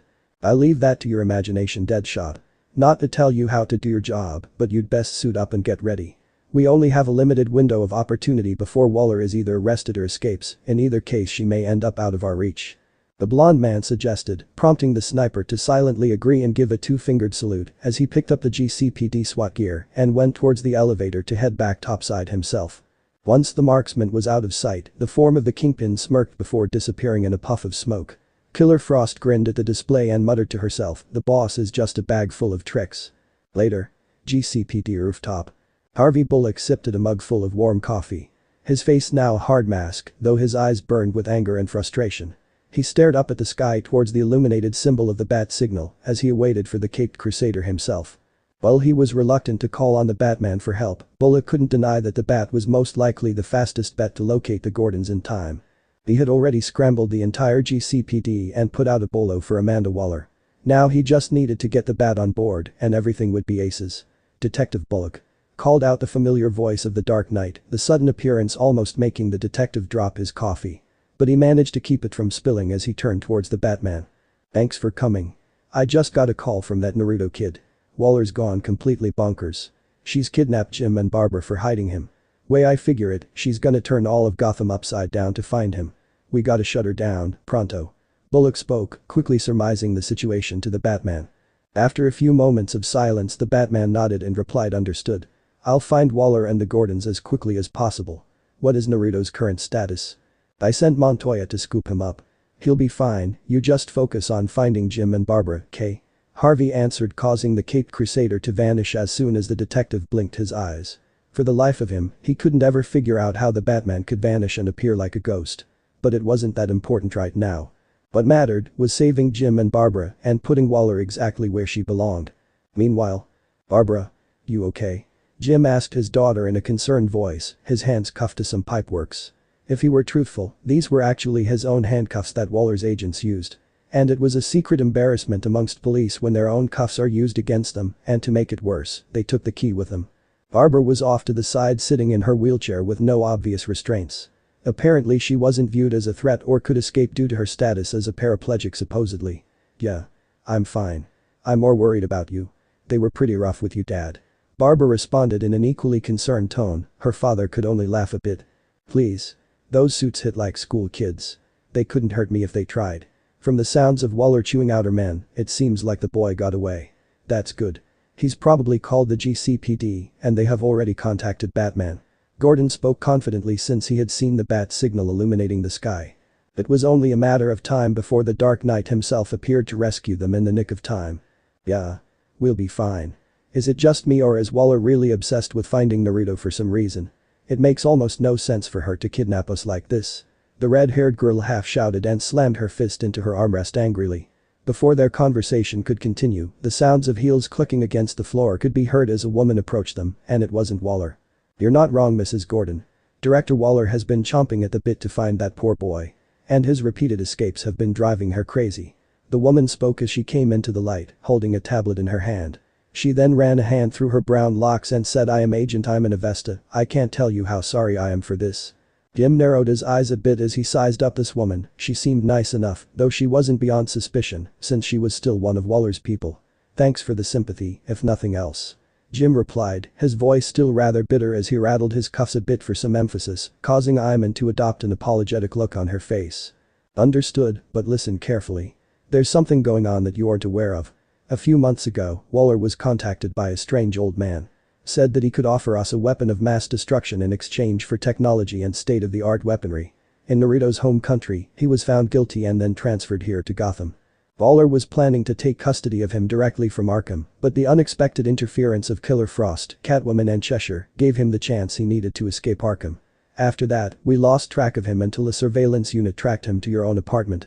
Avesta explained, her words filling in some of the blanks as to how Waller knew about the boy's abilities and gifts beforehand. "And you're telling us about this? Why?" Barbara asked skeptically, wondering why this Cadmus agent was telling them. A change of heart maybe. This Avesta woman didn't seem to be some yes-man drone like the numerous other agents in Waller's employ. "When I was recruited into Cadmus, I was hoping to do some good. Fight the good fight. Handle delicate situations that no one else could. I had certain scruples about using criminals for suicide missions, but I didn't say anything. What crossed the line for me was chasing after a kid and arresting innocent people for no reason. And that's not all. Waller has been doing all manner of things that are less than legal, all with the intent to undermine the JLA." Avesta answered, her words causing both Barbara and Jim's eyes to widen a bit. Just what in the hell was Waller doing behind the scenes? They were almost scared to know. Barbara pursed her lips and spoke, "Listen. If you really want to help, you need to call the GCPD and tell them where we are. Right now." At that, Jim nodded and spoke up, "She's right. If you help us, we can help get you off the hook. Get you into protective custody or something. Please. Waller can't be allowed to continue with whatever in the hell she's doing." At that, Avesta nodded as she pulled out a cell phone. Waller wiretaps and monitors all agency-issued phones. "Fortunately, I like my privacy and bought my own personal one. Who do I contact at the GCPD?" Avesta asked as she prepared a text, giving the address they were located in. The commissioner told her to contact Bullock and gave her the needed phone number. Bullock was known to be a rather belligerent cop, but he was still a loyal one and someone Gordon trusted. Once Agent Avesta typed in the appropriate phone number, she sent the text with the push of a button. Now it was all a matter of time before the police arrived. Avesta smirked a little bit since she was now a regular Judas, but at least she had good intentions with this act of insubordination. It would soon be time to nail Waller and crucify her for all the world to see. Some time later. Sirens could be heard echoing across the street, blaring loudly as they surrounded a rather small nondescript office building of some kind that was near the docks. Police boats bobbed lightly in the water, cutting off any escape by boat. Helicopters hovered in the air, shining spotlights on the building while preventing escape by air. And finally, the entirety of the GCPD was now setting up barricades and keeping their guns trained on the building itself, most particularly the windows and doors. Many of the cops were just waiting for Waller and her people to give some kind of excuse to use deadly force. Commissioner Gordon was a well-trusted officer and one of the best leaders they could ever ask for, and his daughter Barbara was a kind and well-spoken girl that almost every officer had met at some point or other, and they were all mad as hell at the agency for kidnapping the Gordons. "Alright, Waller. The jig is up. We got you surrounded. Come on out all peacefully and we won't pump your fat guts full o' lead. Otherwise, we'll be more than happy to stuff you in a plus-size coffin." Bullock spoke into a megaphone, calling out the beached whale herself. He doubted that the fat lady would surrender, but at least now it couldn't be said the GCPD didn't give her a chance at surrender. The seconds slowly ticked by into minutes, and so far, they hadn't received any word from anyone inside the building. He knew it was the right place from the text he had received from an anonymous source. At first he was reluctant to follow directions from an unknown source, but it was the best lead they had. And it seems his instincts were right since he could see armed men in the windows, and judging by the monkey suits they wore, they were definitely government-issued jarheads. Bullock's concentration and musing was broken when another squad car rolled up with Officer Montoya inside, along with the kid. Harvey narrowed his eyes since Montoya was supposed to take the Naruto kid to the GCPD, but he wasn't going to argue. He needed every last cop on the scene, and the kid might be able to help draw out Waller if he was willing. Renee stepped out of the car with Naruto following after her. She drew her gun and crouched behind her car for cover as she aimed her pistol at the building. Bullock. We came as soon as we heard over the radio. What's the situation? She shouted towards her partner. We got the place covered top to bottom. SWAT teams, boats, choppers. The whole 9 yards. Snipers are getting set up right now, waiting to take shots if Waller's punks start shooting. Batman either hasn't shown up or he's casing the joint from somewhere looking for his big chance. We haven't heard from the fat lady yet either. Doesn't seem she's much for talking. Bullock reported with a sneer, if he knew anything about his job, it's that when people are backed into a corner are dangerous. Especially if they have no moral compass. The longer this standoff takes, the more at risk the Gordons may be. Boy. Bullock. Put me out front. Give me a chance to draw Waller out. I'm the one she's looking for. Naruto shouted, offering to put himself on a platter if it could be of any help. He smirked inwardly since it was easy enough to convince Montoya to bring him here, arguing that they would be of better help that way, instead of sitting in the almost abandoned GCPD, since the entire police force had been dispatched. Whether it was his own pheromones or Montoya's sense of justice, or both, she almost immediately agreed. You sure, kid? If this whole thing goes effing sideways, I can't make any solid promises for your safety. Bullock warned the boy, though if he were honest, he didn't have that many plays. Sending the cops charging in would be a bloodbath, and he wasn't sure how long the Batman would take to make his move, assuming he was around, which Bullock believed he was since the Bat almost always showed up at the right time. Don't worry about me. I'm more valuable to Waller alive, that aside I can regen. I'll be okay. You tell your sniper guys to be ready. As soon as Waller comes into view, take the shot. 'Cause I don't think Waller's gonna be the negotiating type. The whiskered teen cautioned the detective, making him nod in understanding as he began to relay orders to the snipers to be ready for anything. Taking a deep breath, Naruto marched up towards the building, a spotlight shining on his back as he approached. Clenching his fists, the Jinchuriki shouted out as loud as he could, Waller. Get your fat ass out here. He could see movement in the windows as he waited for some kind of response. He didn't have to wait long as a set of loudspeakers crackled to life, and he noticed that the security cameras started to focus on him, and then he heard the familiar voice of Waller speak through the speakers, finally decided to stop running. Good. I was getting tired of chasing you. What can I say? The idea of being someone's attack dog doesn't appeal to me. I'm done running now. And I sure as shit am not going to be a weapon for you. It's all over, Waller. Get out here and these cops won't have to plant you in the ground. Naruto warned her and looked over his shoulder at the nearby rooftops, spotting the various snipers that were in position, one in particular, giving him a quick two-fingered salute that he almost missed. Who do you think you're talking to? I'm called the Wall for a reason, you little brat. Waller responded angrily, her tone making the blonde boy believe that if he could see her, she'd be sprouting a large tick mark on her forehead. The Wall, huh? If you weren't called that because of your stubborn as hell personality, I can certainly think of another reason. Naruto spoke mockingly, hoping to get some kind of reaction out of the fat whale. Speaking of which, this standoff somewhat reminded him about a book he read about a certain captain that was obsessed with a certain whale. This obsession ultimately led to his death as the hunter ended up the hunted. And it seemed like Waller would be met with her end in due time. After a few seconds of silence, Waller's voice boomed out once more, I'm not here to banter, barter, or exchange petty insults. Here's how this is going to work. You're going to step inside and my men are going to put you in my custody. If you continue with this charade, then the Gordons will have to suffer. That's not how this works. The cops have you surrounded and they're angry enough as it is.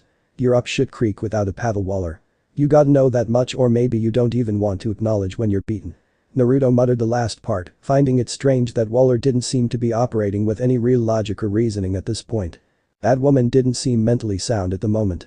Before Waller could respond through the loudspeakers, the sounds of gunfire could be heard, followed by sounds of panicked shouting. Naruto smirked since he guessed that the famous Batman had finally made his move. Biting his lip, the boy charged forward and slammed his shoulder into the front doors, nearly taking them off their hinges as he ran inside. He could hear Bullock shouting for the police to move in behind him as he ran through the halls. He saw a sign that showed the direction of the stairs, making him plant his feet to the ground, skidding across the tiled floor as he quickly changed directions. Near the staircase was a set of men wearing tactical armor who lifted up their assault rifles, with one of them shouting, target sighted. Fire away. He can regen. The soldiers pulled the triggers, causing their weapons to start firing bullets in the blonde's direction. Naruto ran forward faster and then screamed in pain as he felt the bullets pierce through him. He felt 3 hitting him in the stomach. 1 in the chest and another pierced through his neck. He growled as he tried to fight through the pain and continued forward. The soldiers kept firing in the boy's direction until their respective magazines ran empty. They tried to reload, but it was too late since the blonde was already on them.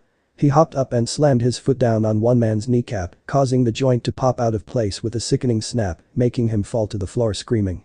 The other tried using the butt of his rifle to strike Naruto on the head, but he ducked under the swing and sent his fist into the soldier's groin.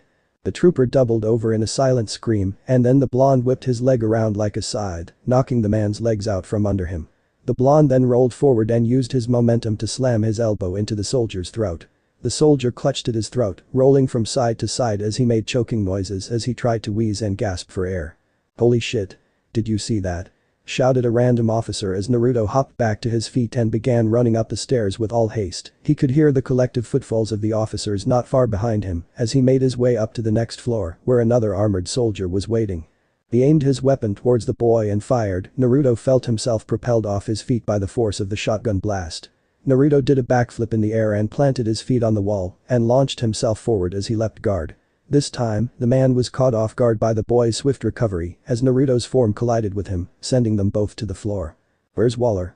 Naruto shouted as he tore the man's shotgun away and chucked it down the stairs before slamming his forehead down into the man's face.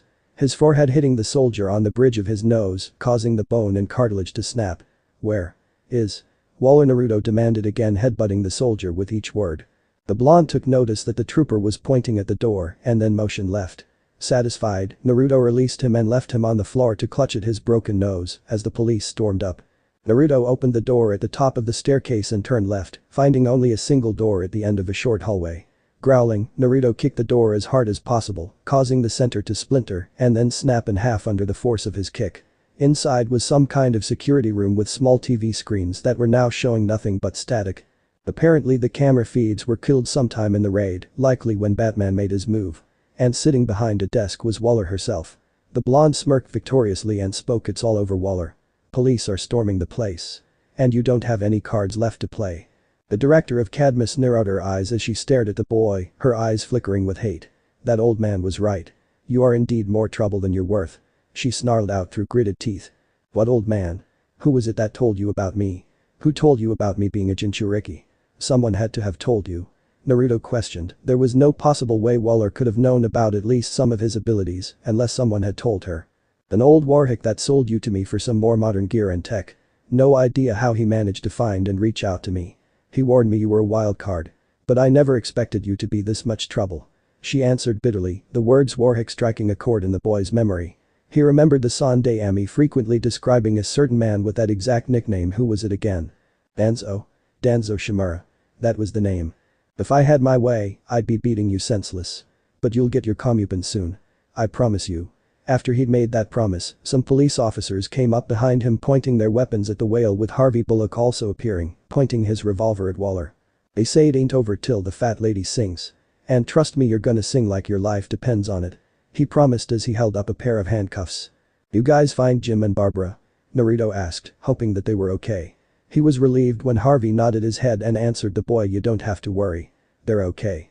The Batman already got them loose and we're escorting them outside. Now we're gonna be sending the fat lady up the river." "Good. I hope Waller gets her just desserts," Naruto grumbled, trying his best to hide a smirk, especially since he knew what was going to come next. Meanwhile, on a nearby rooftop, Deadshot watched the happenings going on around the building. Keeping a careful watch for the moment Waller showed herself. Of course she would pick a room where there weren't any windows. Now he wished that he'd packed his thermal imaging scope. But sooner or later, she would either be gunned down by police or dragged out in cuffs. The latter was what he was betting on. Because then he'd be able to pull the trigger himself. It was pretty easy infiltrating this operation. He inserted himself amongst the police back in the GCPD, none of them noticing an extra SWAT member. Of course the face mask helped hide his identity. And then the cops got a tip on Waller's location. Now here he was, just waiting for his moment. As soon as he pulled the trigger, he would need to drop everything and run, because it would be at that point the Batman would be hot on his heels. He took notice that the cops were escorting out people from the agency in handcuffs, some of them sporting broken bones and the like, most probably the Batman's handiwork. He saw the commissioner being escorted out as well, pushing a girl in a wheelchair that could only be his daughter. He then saw that whiskered kid from earlier step outside with a strange little smile on his face. And at long last, he saw his target. Waller herself.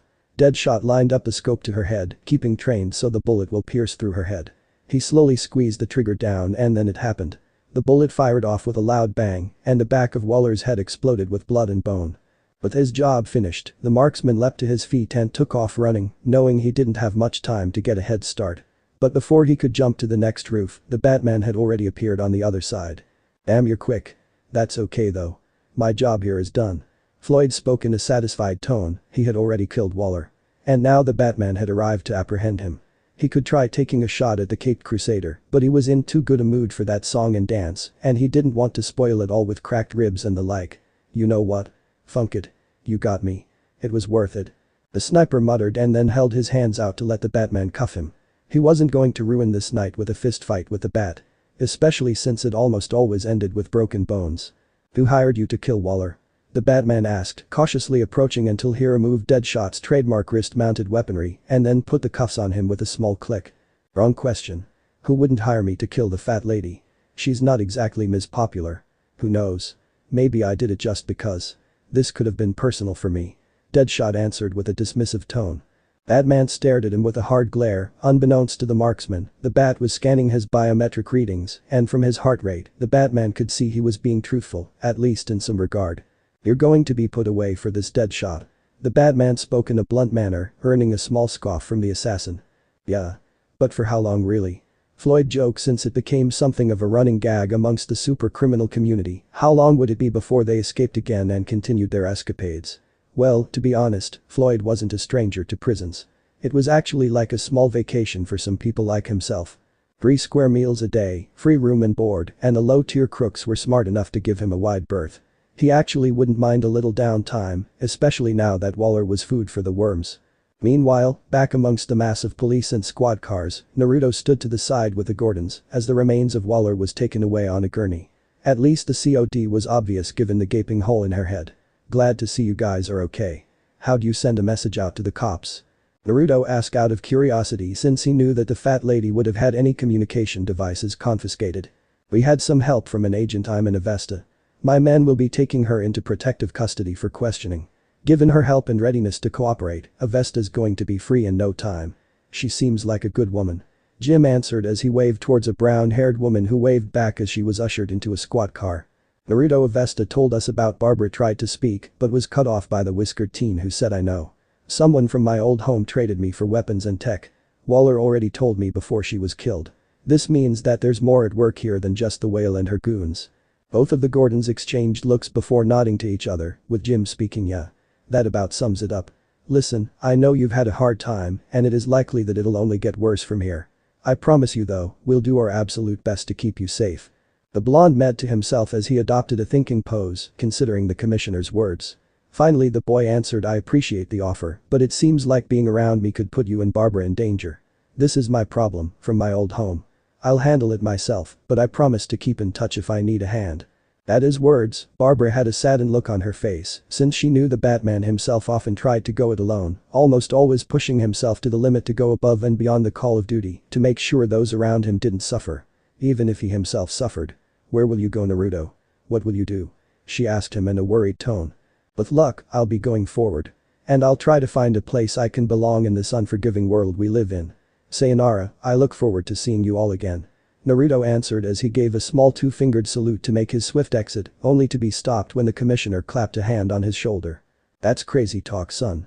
I can't let you strike out on your own like this." Jim spoke in a concerned tone, not liking the boy's current minceter intentions of taking his chances all on his own. "Like I said, I'll be in touch. And whoever said anything about letting me?" the boy asked with a chuckle. He snapped his fingers, and his form was instantly replaced by a trash can, making both Barbara and Jim wonder how he did that. Jim knew he had to put out a bolo for the kid now. Gotham was a dangerous place after all, especially for unsupervised kids. Barbara, however, had a gut feeling that Naruto would be okay. She had no idea why exactly, but it's like she could almost feel how confident and self-assured he was. Almost like he knew what he was doing. Nevertheless, she would keep a close eye out for him over the Bat family's vast information network. If Naruto ever showed up on her scans, she would know about it and be able to monitor his safety. Now she just needed to inform Bruce of what Agent Avesta had revealed previously, although now she couldn't help but wonder what else was Waller and Cadmus up to. What kind of activities could they have been doing in the shadows to unnerve Avesta?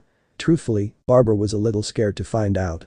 Because power without moral restraint was the most dangerous kind and could often yield highly unpredictable results. But Naruto. Danzo Shimura. I had heard of your ambition, but I never thought you'd be so foolish as to trade a Jinchuriki so carelessly. What was your plan, old-timer? Maybe you were planning to sell me and then steal me back. The Jinchuriki muttered to himself in thought, now adopting his Minato guise to avoid suspicions and the police. Truth be told, he wasn't sure why he picked the Yondaime's form for his Kingpin persona. Maybe it was because he still looked up to the Yondaime, maybe because his appearance was easy to remember since it was naturally similar to his own. Maybe it was a combination of the two, regardless it still did the job of throwing people off who weren't aware of his true nature. On a more important note, he was a rogue Jinchuriki now. And it would only be a matter of time before those from other nations found out he was now fair game. Sure, Konoha would try to keep it a secret, but someone would talk or find out the truth.